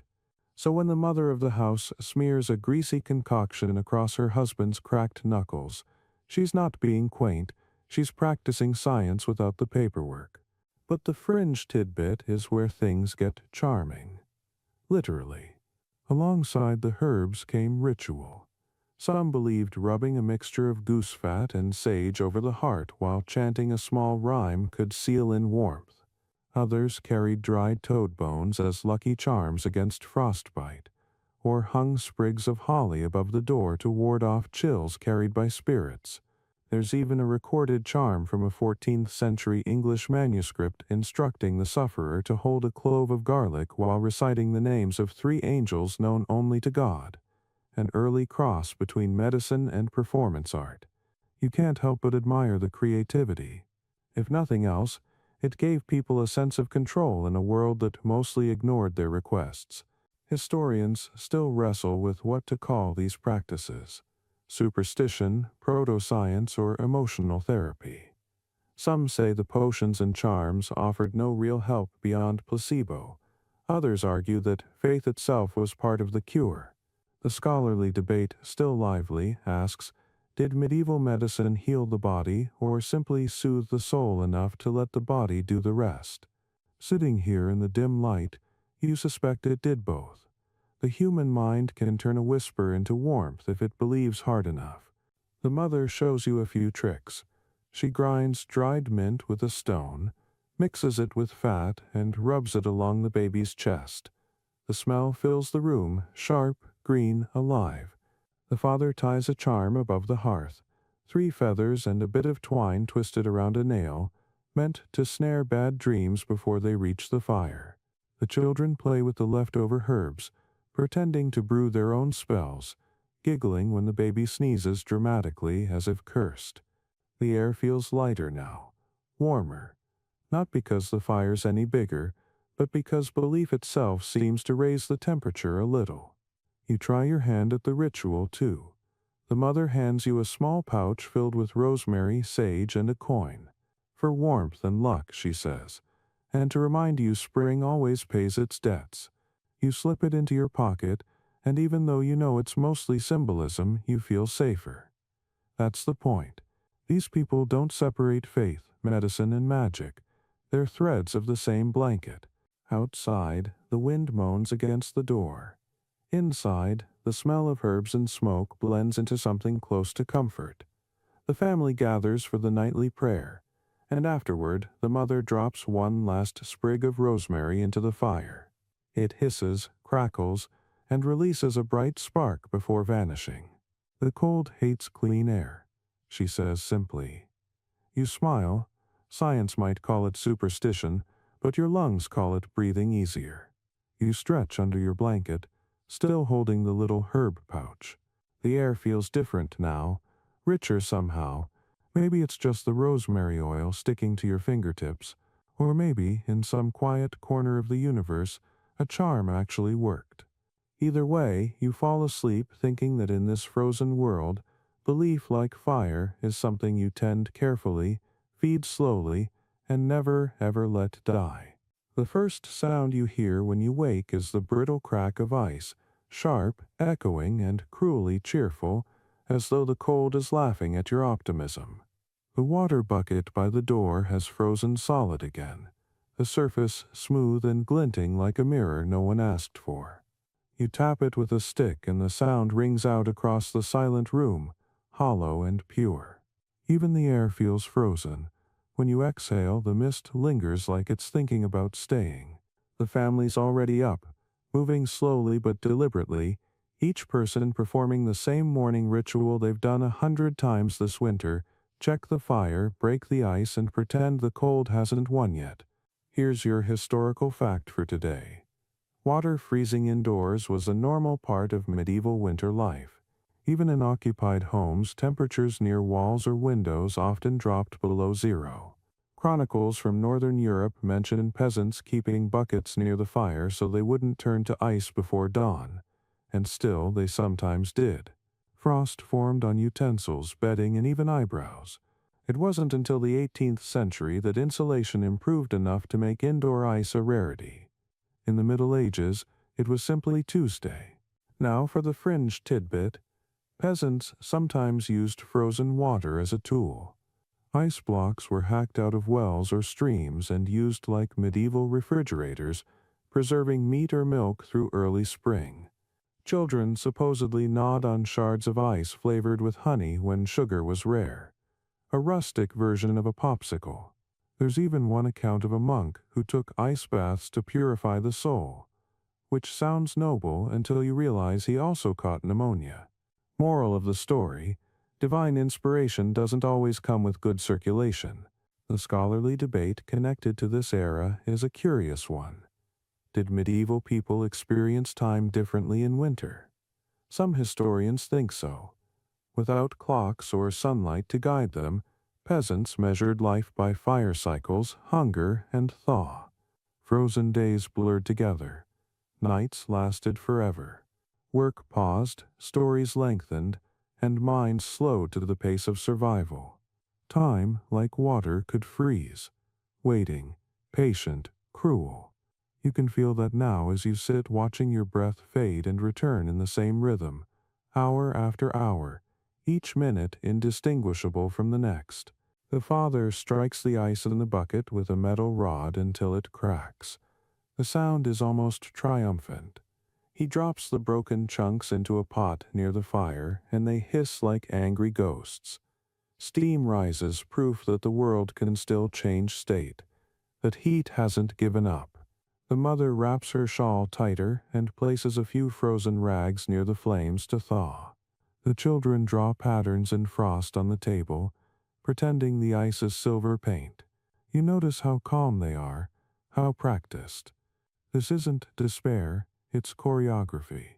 They know the steps because they've danced this routine every winter since they were born. You step outside for a moment, and the stillness hits harder than the cold. The whole village seems paused. Chimneys smoke lazily into the sky. Doors remain closed, and not a single bird moves. Even the trees look frozen mid-thought, their branches stiff, their shadows etched permanently into the snow. You realize how deceptive silence can be. It looks peaceful, but it's really endurance stretched thin. Somewhere under all that white, water is still flowing, just slower, waiting. You can almost hear it humming faintly, reminding you that nothing, not even frost, lasts forever. When you return inside, the steam from the melting ice fogs the window. It looks like the world beyond has vanished, replaced by a blank white page. The father chuckles quietly. Better frozen water than frozen people, he says, a proverb that doesn't rhyme but clearly gets the job done. You laugh too, because that's what people do when there's nothing else to do. Laugh before the fire, stir the pot, and wait for the next small change that proves time hasn't stopped completely. Later, when the bucket is refilled and the family settles again, the firelight glows across the walls, casting golden ripples that mimic the motion of unfrozen water. You watch them flicker and realize the irony. The illusion of movement is the closest thing to motion anyone will see until spring. And yet, it's enough. The flames wave gently like a slow heartbeat. The snow muffles the world outside, and somewhere between the two, time begins to melt again. You close your eyes, letting the crackle of thawing water fill the silence. The world may be frozen, but inside this smoky little cottage, life keeps flowing. Warm, stubborn, and just a little louder than the cold. It happens near midnight, the kind of hour when the fire sighs low and the shadows on the ceiling start to look like they're whispering to each other. You're half asleep when you hear it, a distant, rising note that cuts straight through the hush. At first it could be wind, but it's too deliberate, too lonely. Then comes another and another, overlapping in eerie harmony. Wolves, their howls float down from the ridge above the village, curling through the frozen air like smoke that's learned to sing. The family stirs, not with panic but with a steady awareness of people who have lived beside danger so long it's almost part of the landscape. Here's your historical fact. Wolves were a real and constant threat in medieval Europe, especially in harsh winters when food grew scarce. Chronicles from France, Germany, and England describe wolves creeping close to villages, drawn by livestock, garbage heaps, and the smell of human cooking. Some towns even paid wolf taxes, fees used to hire hunters who patrolled the outskirts in winter. The line between survival and hunger was razor thin for both man and beast. The peasants built fences, lit fires at night, and prayed their cows were less tempting than their neighbors. But here's the fringe tidbit, the part whispered by firelight. People didn't just fear wolves, they mythologized them. Some said wolves could sense sin, circling the homes of liars and thieves. Others swore they were enchanted men, cursed to wander the woods until they repented or froze. There are accounts of villagers leaving bread soaked in ale at the forest's edge, a truce offering to keep the beasts calm. It's half faith, half negotiation, a kind of supernatural ceasefire between species who both think the world belongs to them. The scholarly debate around wolves in medieval life is oddly poetic. Were they predators or reflections? Some historians argue that peasants projected their own fears onto the animals: the hunger, the cold, the primal instinct to survive no matter the cost. Others say wolves were simply part of the ecology, no different from crows or foxes, their menace exaggerated by storytelling. Either way, they haunted the imagination. In an age without street lamps, a wolf's cry was the sound of everything you couldn't control. You pull on your cloak and step outside, careful not to let the door slam. The moon is pale, the snow silvered, and the air feels so still you can hear your heartbeat. The howls echo again, closer now, layered with faint barking, like a language the world forgot. The father joins you, holding a wooden torch that sputters angrily in the wind. His face is calm, almost reverent. "They hunt by smell tonight," he murmurs. "Best pray the wind favors us." You glance toward the fence, just a few wooden stakes and woven branches, hardly a fortress. But it's what they have: the family's livelihood. 2 cows, a goat, and a few stubborn chickens sleeps just beyond it. The father tosses a few embers into a metal basin near the door, a makeshift ward of smoke and flame. He's not trying to fight the wolves, just remind them where the humans live. "Fire speaks to all creatures," he says softly, and you realize he believes it. The light flickers across the snow, casting long, trembling shadows. For a while, the howls fade. You both stand listening, breath clouding the air. 2 sentinels bound by instinct rather than courage. There's humor even in fear. The mother cracks open the door behind you and hisses, "If the wolves eat the hens again, I'll hunt them." You smile despite yourself. Medieval threats had range. Then she adds a handful of dried sage to the fire pit. "An old charm," she says, "to make the air smell less delicious." You don't argue. The smoke curls upward, fragrant and faintly bitter, and for a moment it feels like even the forest is holding its breath. Eventually, the night quiets. The wolves move on, chasing something deeper in the woods, something less guarded. The silence they leave behind is heavier than their howling, a reminder that the world out there never really stops moving, even when your own heart does. The father finally lowers his torch and grunts approval. "They'll not come again tonight." You step back inside, feeling both grateful and strangely hollow. Survival always costs a little bit of wonder. The fire's low but steady, the children still asleep, the air still tasting faintly of sage and fear. You settle beside the hearth again, listening to the wind brush against the roof like a restless hand. You understand now why these people built their lives so close to animals, fire, and superstition, because the wild never really ends at the fence. It just waits. You pull the blanket tighter, close your eyes, and think, tomorrow the snow will hide the paw prints, but the sound will stay. By the time you open your eyes again, the world is gray and half-lit, the fire just a faint pulse under its coat of ash. Outside, the snow is deeper, higher than the fence now, swallowing the path to the well. Inside, the air is thick with breath and shared fatigue, the kind of exhaustion that doesn't belong to one person but to everyone. The family stirs slowly, stretching, coughing, murmuring, and you notice a new rhythm to the day. They're not just surviving as a household anymore, they're surviving as a village, because when the cold grows too heavy for one fire, the people bring their warmth together. Here's your historical fact. In the coldest parts of Europe, especially during brutal winters like the so-called Great Frost of 1315-1317, entire communities sometimes slept communally. Barns, churches, and even storage sheds were repurposed as dormitories where families huddled side by side. In some areas of Scandinavia and the Alps, villages designated a sleep hall, heated by one massive central hearth, where dozens would rest in shifts, trading body heat and firewood through the night. It wasn't romantic, it was logistics. In a world before radiators and insulation, warmth was a team sport. The fringe tidbit for this chapter is almost tender. Some villages treated the first night of communal sleeping as a ritual, lighting the big fire with embers taken from every household. They said mixing the flames tied the hearts of the people. The ashes from that shared hearth were later scattered in the spring fields to bless the crops. Survival had a strange poetry.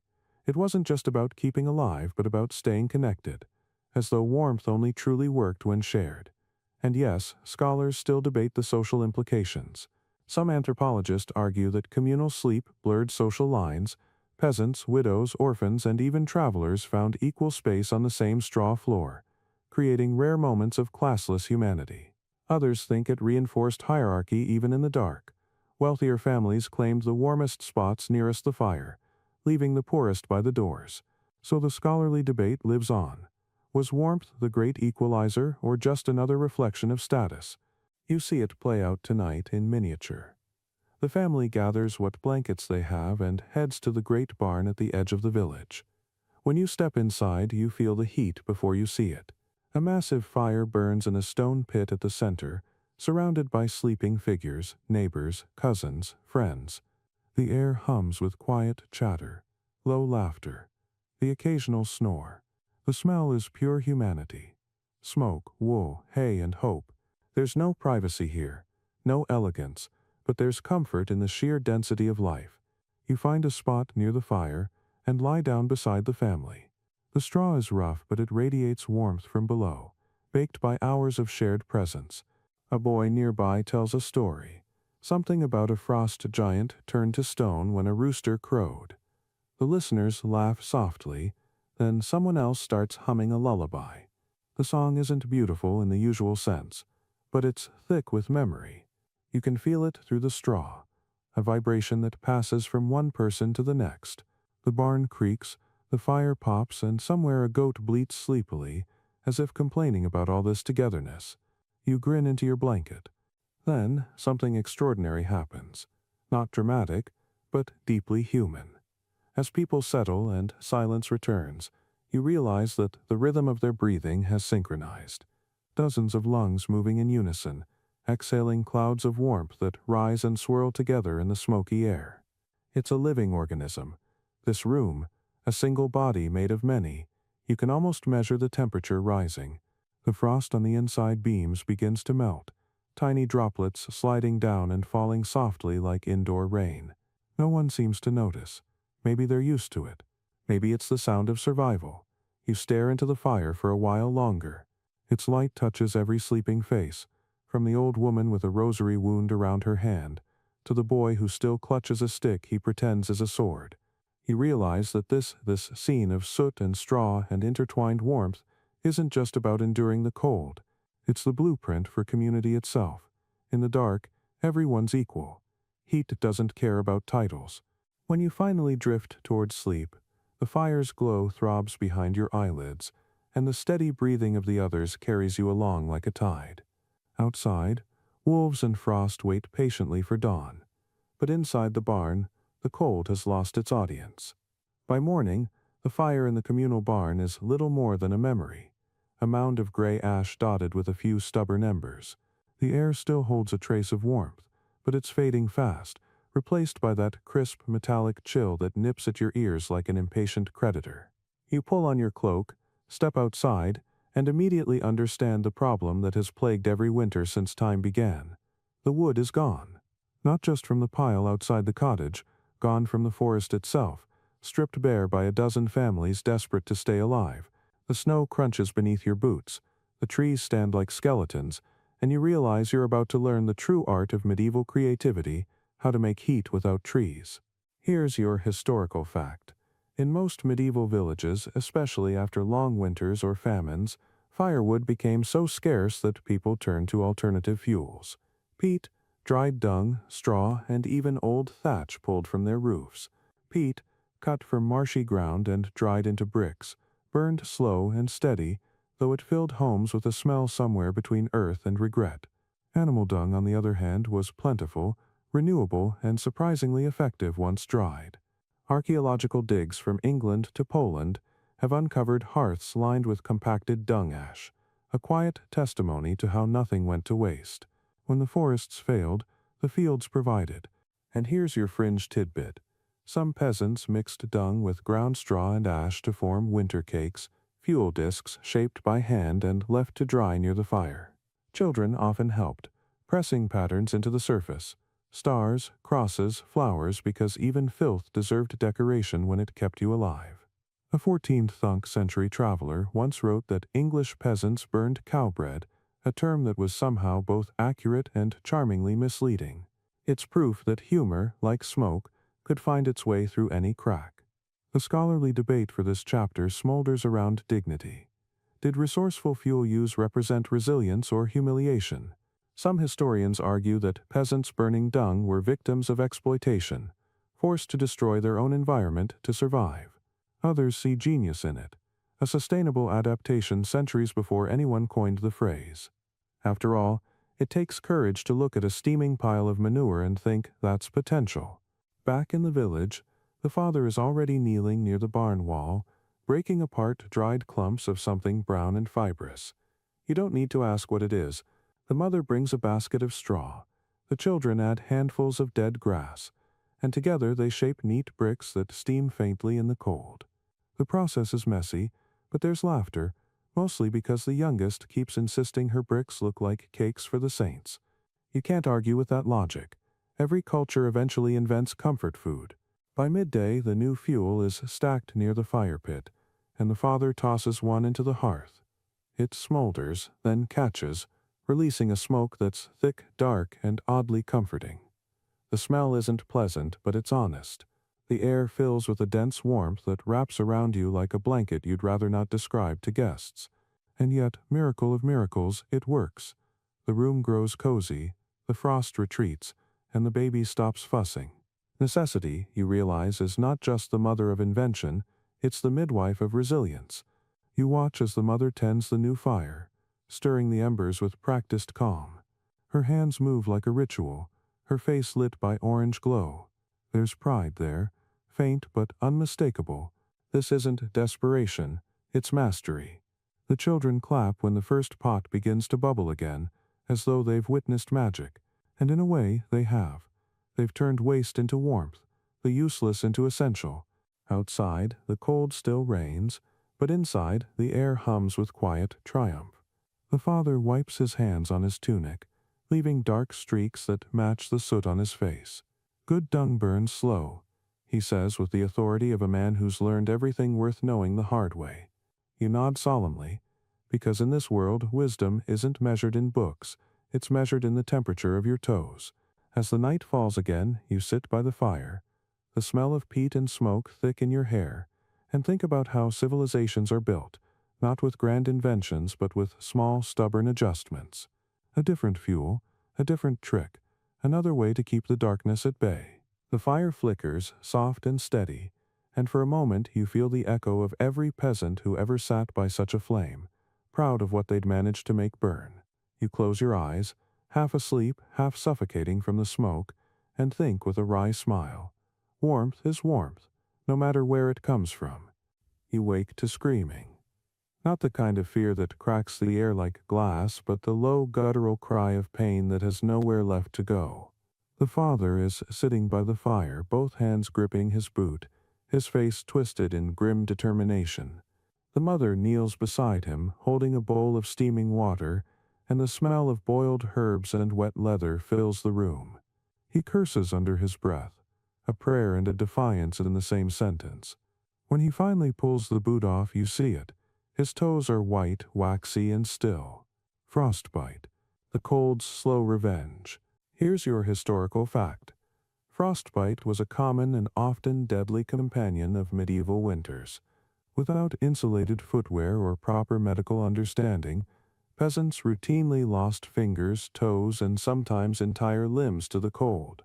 Chroniclers from Scandinavia and the Baltics record winter rot as a recurring affliction, describing it with disturbing understatement, skin turning to candle wax or hard as the ice beneath it.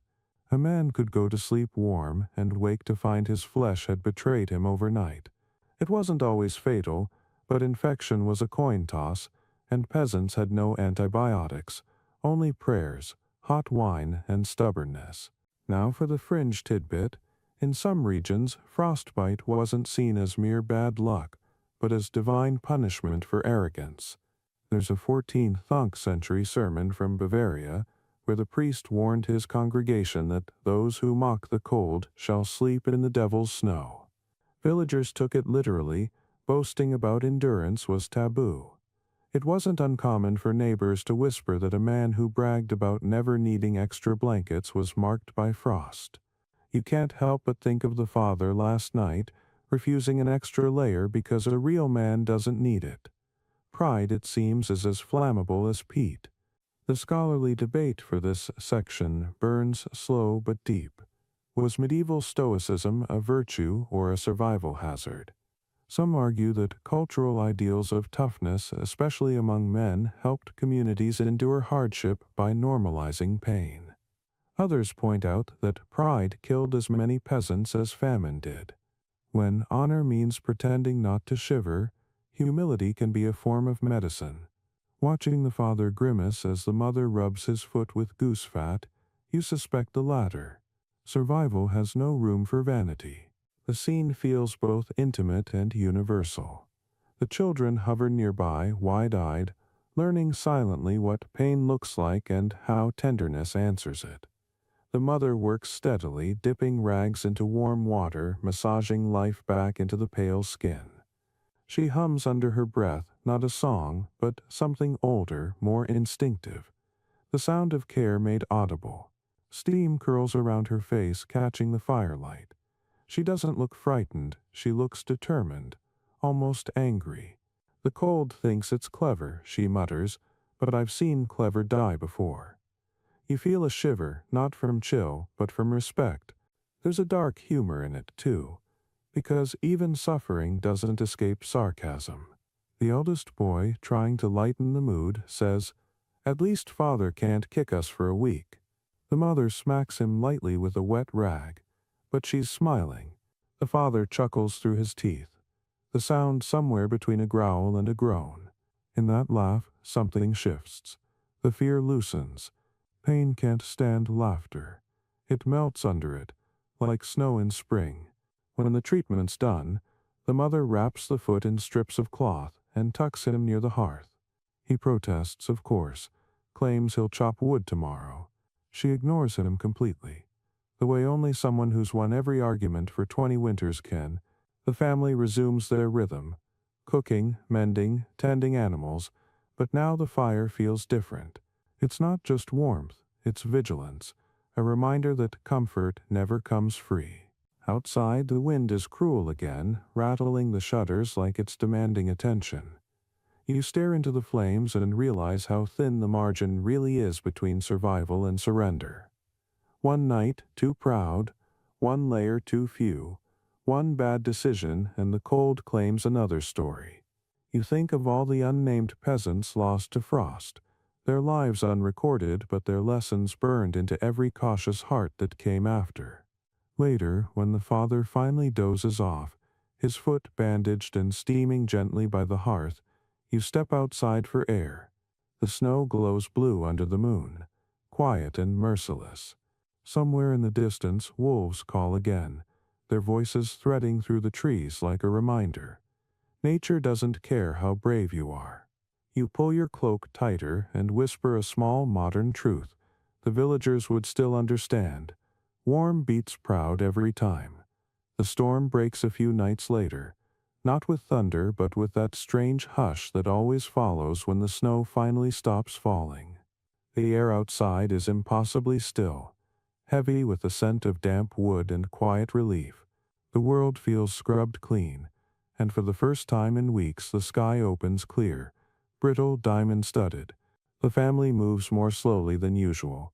Exhaustion has settled in their bones, the kind that no amount of porridge or fire can cure. But there's one place left that still offers warmth, even if it's mostly made of stone. The mother says softly, "We'll go to the chapel."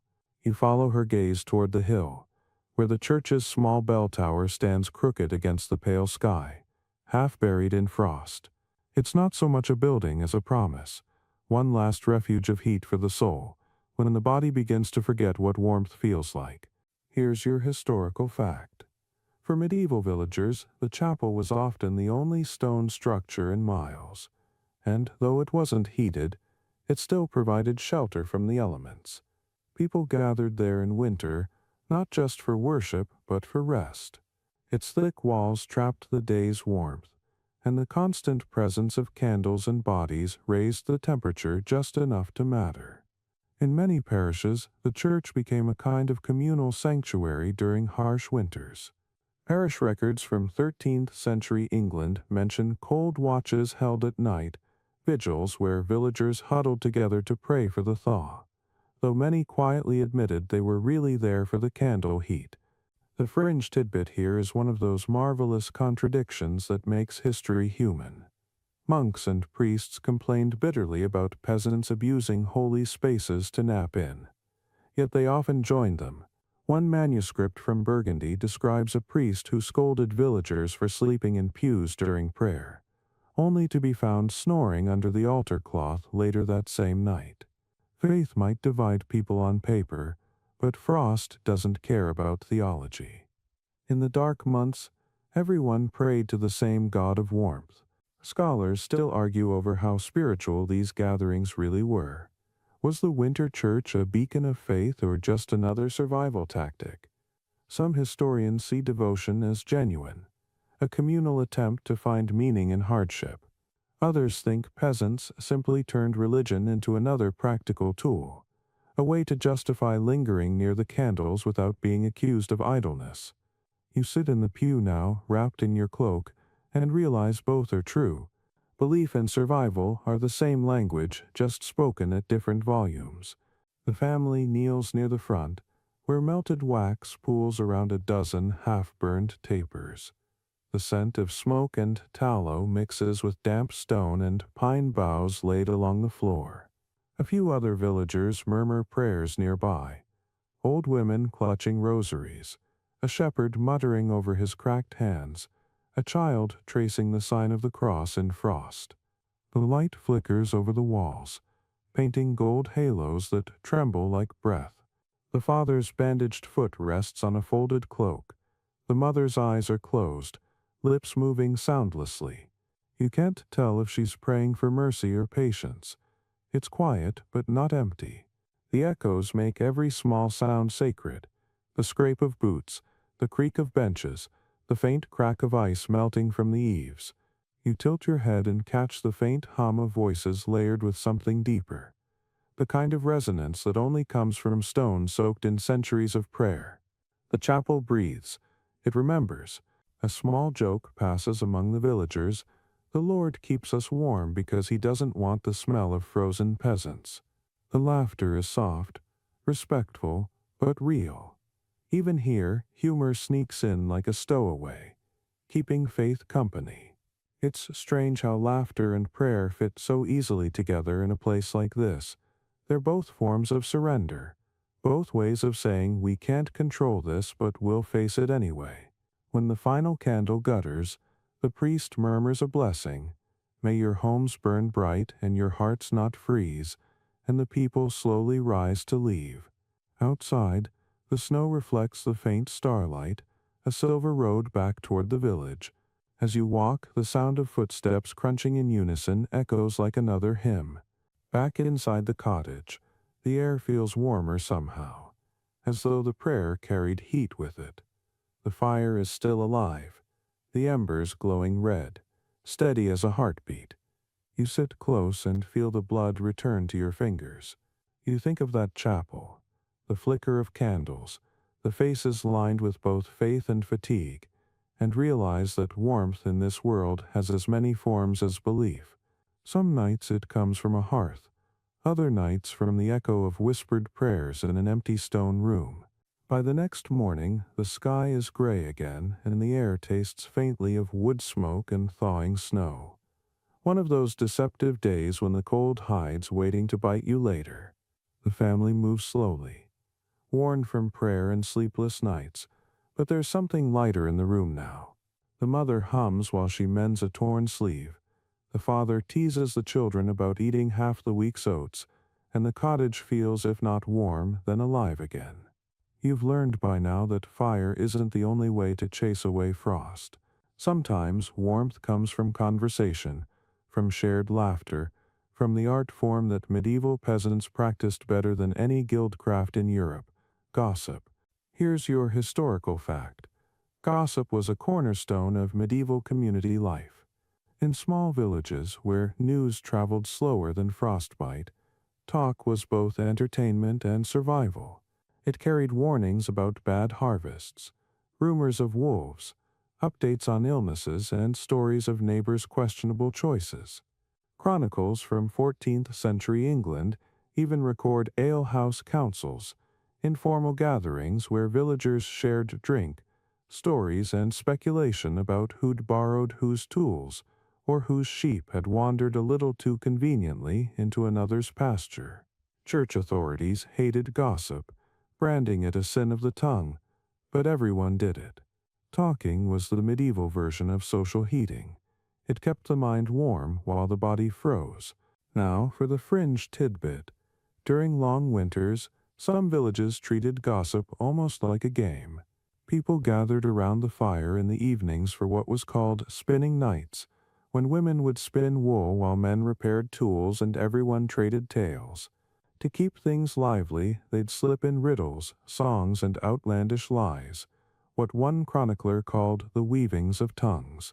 One common trick was to tell a half-true story about someone in the room just to see if they'd correct it. If they didn't, it became a new truth by morning. You can imagine the gleeful chaos that caused. The scholarly debate about gossip is surprisingly fierce. Was it corrosive or cohesive? Some historians argue that constant chatter bred envy and conflict, fueling witch trials and feuds. Others see it as the glue of community, a way for isolated people to process fear through humor and storytelling. When you're trapped indoors for 4 months, you either talk or you freeze. In that light, gossip starts to look less like sin and more like strategy. Today, the cottage is buzzing with it. The mother begins by casually mentioning that the cooper's wife was seen near the well after dark, and not for water. The eldest daughter smirks. The father rolls his eyes but listens anyway, muttering that people should mind their own kindling. Within minutes, everyone's joined in. The blacksmith's new apprentice is too proud. The miller's donkey refuses to work since the frost.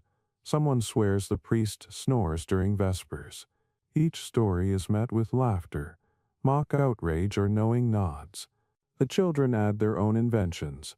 Apparently, a ghost has been stealing eggs, and the neighbor's cat is in on it. Nobody corrects them. You realize something subtle. Gossip, here, isn't cruelty, it's choreography.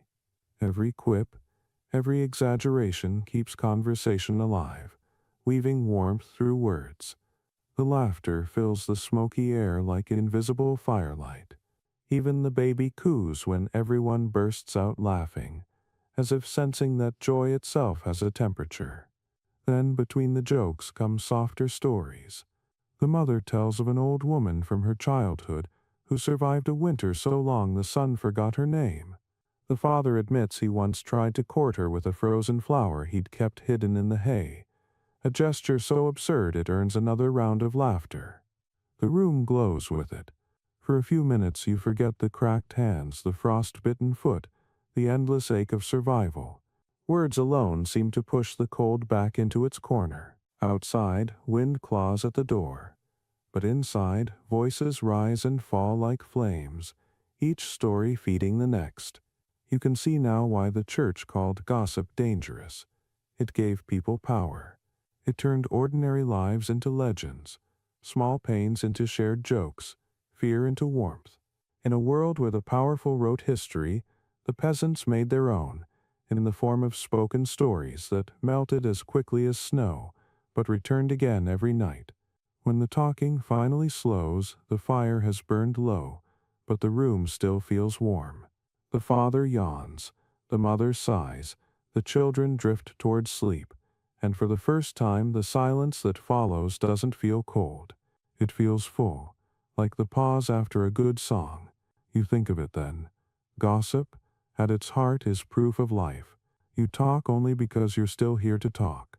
You lie back on the straw, the echoes of laughter still soft in your ears, and as the fire fades to embers, you understand something beautiful and strange. Sometimes the sound of people's voices is the only heat the night needs. By now the days have blurred into one long twilight, a slow looping of gray mornings and blue-black nights. You've lost track of the calendar. So has everyone else. Time itself seems to be holding its breath. Outside, the fields lie under a skin of ice so smooth it reflects the clouds, and the horizon has shrunk to a few crooked trees that look more like memories than landmarks. In this kind of winter, spring isn't a season. It's a superstition. People talk about it the way they talk about saints or miracles, fondly, but without real expectation. Here's your historical fact. In many medieval regions, peasants didn't mark the year by months, but by labors. The plowing, the shearing, the thaw. When the cold stretched too long, that entire rhythm collapsed. Documents from the 14th and 15th centuries mention hungry gaps, those late winter weeks when stored grain ran low, livestock weakened, and people survived on whatever could be boiled, scraped, or imagined. In years of deep frost, hunger mixed with dread so thick it changed the stories people told. Villagers started measuring time not by daylight but by how many candles remained. Now the fringe tidbit. During these endless winters, a few communities invented small rituals to tempt spring back. Some hung green branches from their rafters weeks before the thaw, a charm to remind the earth of its obligations. Others baked symbolic sunbreads, round loaves scored with radiating lines, and left them on windowsills to coax the sun into returning. Children sang songs to the snow itself, half prayer, half complaint. One medieval rhyme survives. "Go away, white mother, we are tired of your dress." It sounds like play, but it's really negotiation. Humanity's first weather diplomacy. Scholars still argue whether these rituals were pagan remnants or simply psychology in motion. Did peasants truly believe they could summon spring, or did the pretending keep them sane?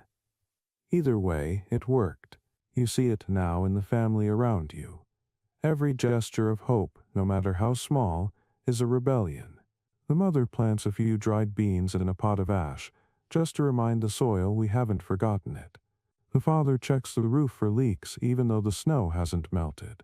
The children draw circles on the frost-covered window with their fingers, tracing suns that will soon drip away.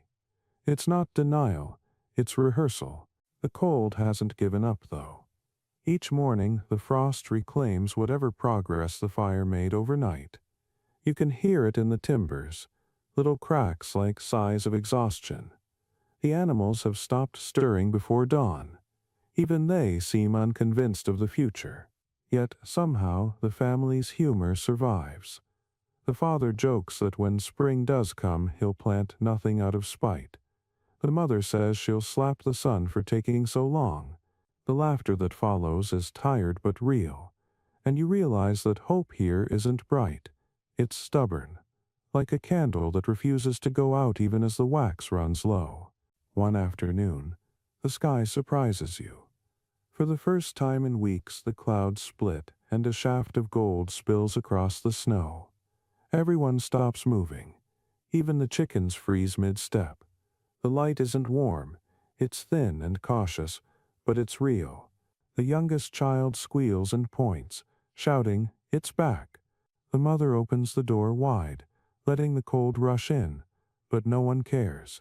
They stand there together, squinting, blinking like cave dwellers seeing daylight after years underground. For a moment, everything glows. Then the clouds close again, and the world returns to gray. But something has changed. You can feel it. Spring is still a rumor, but now it's a credible one. That night, as the fire hums low and the family drifts toward sleep, the mother whispers a short rhyme to herself. You catch only the end of it. If we can name the day, it's coming. You think about that, how language itself becomes a survival tool. Say spring often enough, and it might start existing again. You lie awake for a while, watching the shadows flicker across the ceiling, thinking how fragile and magnificent that kind of faith is.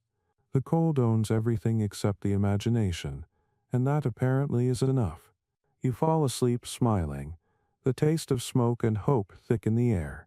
Tomorrow will probably freeze again, but now everyone knows the rumor, and in a medieval winter that rumor is the first real sign of life. It begins not with sunlight or birdsong, but with the slow, steady sound of dripping in irregular percussion that wakes you before dawn. At first you think it's the roof leaking again, another problem in an endless winter of small indignities. But then you notice the air, softer, damp, heavy with the smell of earth. The cold hasn't gone, but it's loosening its grip like a hand reluctantly unclenching. When you step outside, the snow no longer crunches underfoot, it sighs. Each step sinks, wet and deep into what used to be frozen certainty. You have survived long enough to see the world start melting. Here's your historical fact. Medieval peasants dreaded the thaw almost as much as the frost. It was the messiest, sickliest time of the year, when everything dead or buried came back to the surface. Roads turned into rivers, latrines overflowed, and dampness crept into every wall. The annals of St. Albans mention the foul fortnight when travel was impossible and sickness spread faster than warmth. Yet this was also the moment hope returned, the land shifting from enemy to ally again. Every puddle meant progress. Now for the fringe tidbit, some villages held small celebrations called mud feasts or slop suppers. They weren't feasts in any grand sense, usually just gatherings with bread, ale, and laughter about how everyone's boots were ruined, but they marked the end of the worst.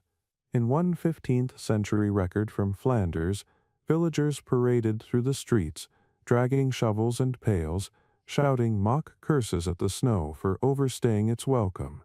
Children would splash each other deliberately, chanting that the mud was the color of life returning. You can't help but smile. Civilization really began, it seems, when people learned to make jokes about the weather. Scholars still debate what this transition meant psychologically. Was the thaw liberation or ordeal? Some argue it was trauma in disguise, the sudden mess after months of restraint. Others see it as renewal, a necessary chaos before rebirth. Watching the father haul water from the well, slipping and swearing as mud clings to his boots, you decide both interpretations can be true. Redemption, after all, is rarely clean. The family spends the day outside for the first time in months. The children stomp puddles until they're soaked and grinning. The mother rakes aside snow to reveal a patch of brown grass that looks to her like paradise. The air smells faintly of rot and manure, but also of possibility. Birds flicker in the branches again, ragged, thin, but unmistakably alive. You hadn't realized how quiet the world had been until now, when even the smallest chirp sounds like a hymn. Inside, the fire burns lower than before, because it no longer has to prove anything. The heat it gives is gentle, background warmth. You sit by the door and watch rivulets trickle down the path, carving miniature rivers through the slush. The father jokes that the mud will steal a cow before the week's over. The mother answers, "Then we'll milk the puddle." The laughter feels easier now, lighter, like the air itself has unclenched. But the thaw brings its ghosts too. Beneath the melting snow lie the remains of what winter devoured: splintered fence posts, broken tools, a hen that didn't make it. The family clears them away quietly, no ceremony, just acceptance. This too is part of survival, making peace with what didn't endure.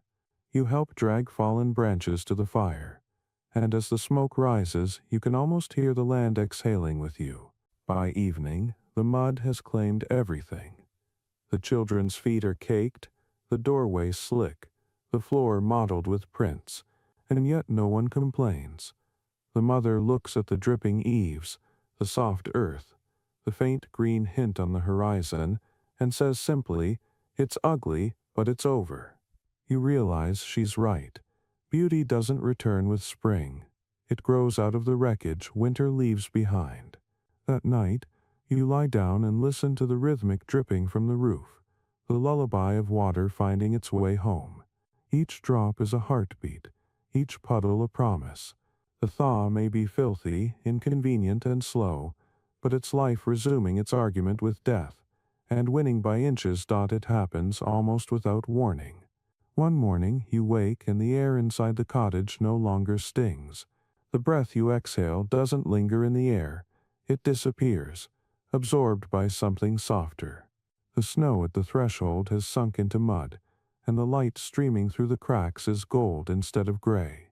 It's not summer yet, not even proper spring, but it's the first truly warm day, and the entire village treats it like a miracle that needs to be celebrated immediately, before the sky changes its mind. Here's your historical fact. Medieval communities often marked the first warm day of the year with small, unofficial feasts of thanks, even if they weren't church-sanctioned holidays. In England, these were sometimes called Lent kissings or Sun Sundays, gatherings where people shared the last of their winter stores, bread, ale, maybe a sliver of dried meat to celebrate the survival of another season. In France, it was the Fête du Déjeuner, the Feast of the Thaw, where even the poorest would bring a crust of bread or a sprig of green to the communal table. No one waited for permission to rejoice. They'd earned it. The fringe tidbit is charmingly human. In some parts of Germany and the Low Countries, people believed that eating outdoors on the first warm day taught the sun your name, ensuring good health through the coming year. So they'd haul benches outside, squint against the sudden brightness, and pretend not to mind that the ground was still half frozen beneath them. Some families even poured a few drops of ale into the dirt before drinking a toast for the worms, as one 14th century proverb put it. The logic was simple. If everything that died in winter deserved respect, everything that lived deserved gratitude. Scholars still debate whether these early spring feasts were pagan remnants or just practical morale boosters. Was the celebration an act of worship or simply relief made ritual? Whatever its origin, you can feel the answer in the air today. The father drags a table outside, the mother sets a loaf of barley bread on it like treasure, and the children bring the last apple from the cellar, wrinkled but defiant. The fire pit crackles to life one more time, this time not as defense but as invitation. The smoke rises without bitterness. Neighbors arrive, drawn by laughter and the smell of bread. Someone brings a jug of ale. Another offers a small wedge of cheese. There's singing, not well-tuned but joyous, the kind that needs no melody. The father toasts the sky, saying, "To the sun, who forgot us but came back anyway." The mother laughs and answers, "And to the mud that carried us through." Even the old woman from across the lane, who never leaves her hearth, appears wrapped in shawls to bask in the warmth like a suspicious cat. The conversation is light, the food simple, the joy disproportionate. People tell stories that begin, "Do you remember the cold night when," and end in laughter rather than complaint. The children chase each other across the yard, slipping in puddles, their shrieks of delight echoing off the thawing hills. A dog steals a scrap of bread and is forgiven instantly. The sound of living fills every space that winter had silenced. You sit apart for a moment, watching it all, the flicker of firelight in daylight, the sheen of melting snow, the way the people lean toward the warmth as though worshipping something visible for once. You realize that the feast isn't about abundance, it's about proof. Proof that hunger didn't win, that the cold can't erase laughter, that life, even when threadbare, insists on celebrating itself. As the sun sinks and the air cools again, no one rushes indoors. They linger, faces turned westward, soaking in the last heat. The father strums a few uneven notes on a lute, missing a string, and somehow it sounds perfect. The mother passes you a cup of ale and says softly, "It's never as sweet in summer." You only taste the sun when you've missed it. You drink. And she's right. The warmth sits heavy in your chest, richer for the weight. When the fire finally dies, the stars come out bright and close. The people drift home, leaving behind footprints, laughter, and a circle of dark, damp earth where the snow will never dare return. The first feast of warmth is over, but its echo will carry through the year. A reminder that after every long winter, joy isn't found. It's rebuilt, one shared breath at a time. The next morning dawns soft and golden, the light so gentle it almost feels shy. The snow has finally retreated into the shadows, leaving the field streaked with wet earth that glitters like bronze. Birds chatter as though they've been holding their breath for months, and the air smells faintly of thawed soil, wool smoke, and something sweet you can't quite name. Maybe relief. The family moves slowly, reverently, as if afraid to wake winter again. The father opens the door wide and just stands there, letting the warmth brush his face. The mother laughs for no reason at all. The children run barefoot for a few daring steps before squealing and diving back inside. And you, after everything, you sit by the hearth. Now just a quiet cradle of ash, and feel the ghost of the cold still humming in the walls. It isn't gone, not really.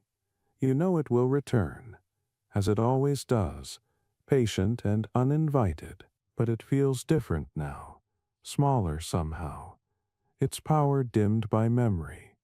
You remember the fire that refused to die, the smell of smoke in your clothes, the taste of porridge on freezing mornings, the laughter that cracked open silence like sunlight through ice. You remember that warmth was never a gift. It was work, carved from the stubborn will to keep breathing.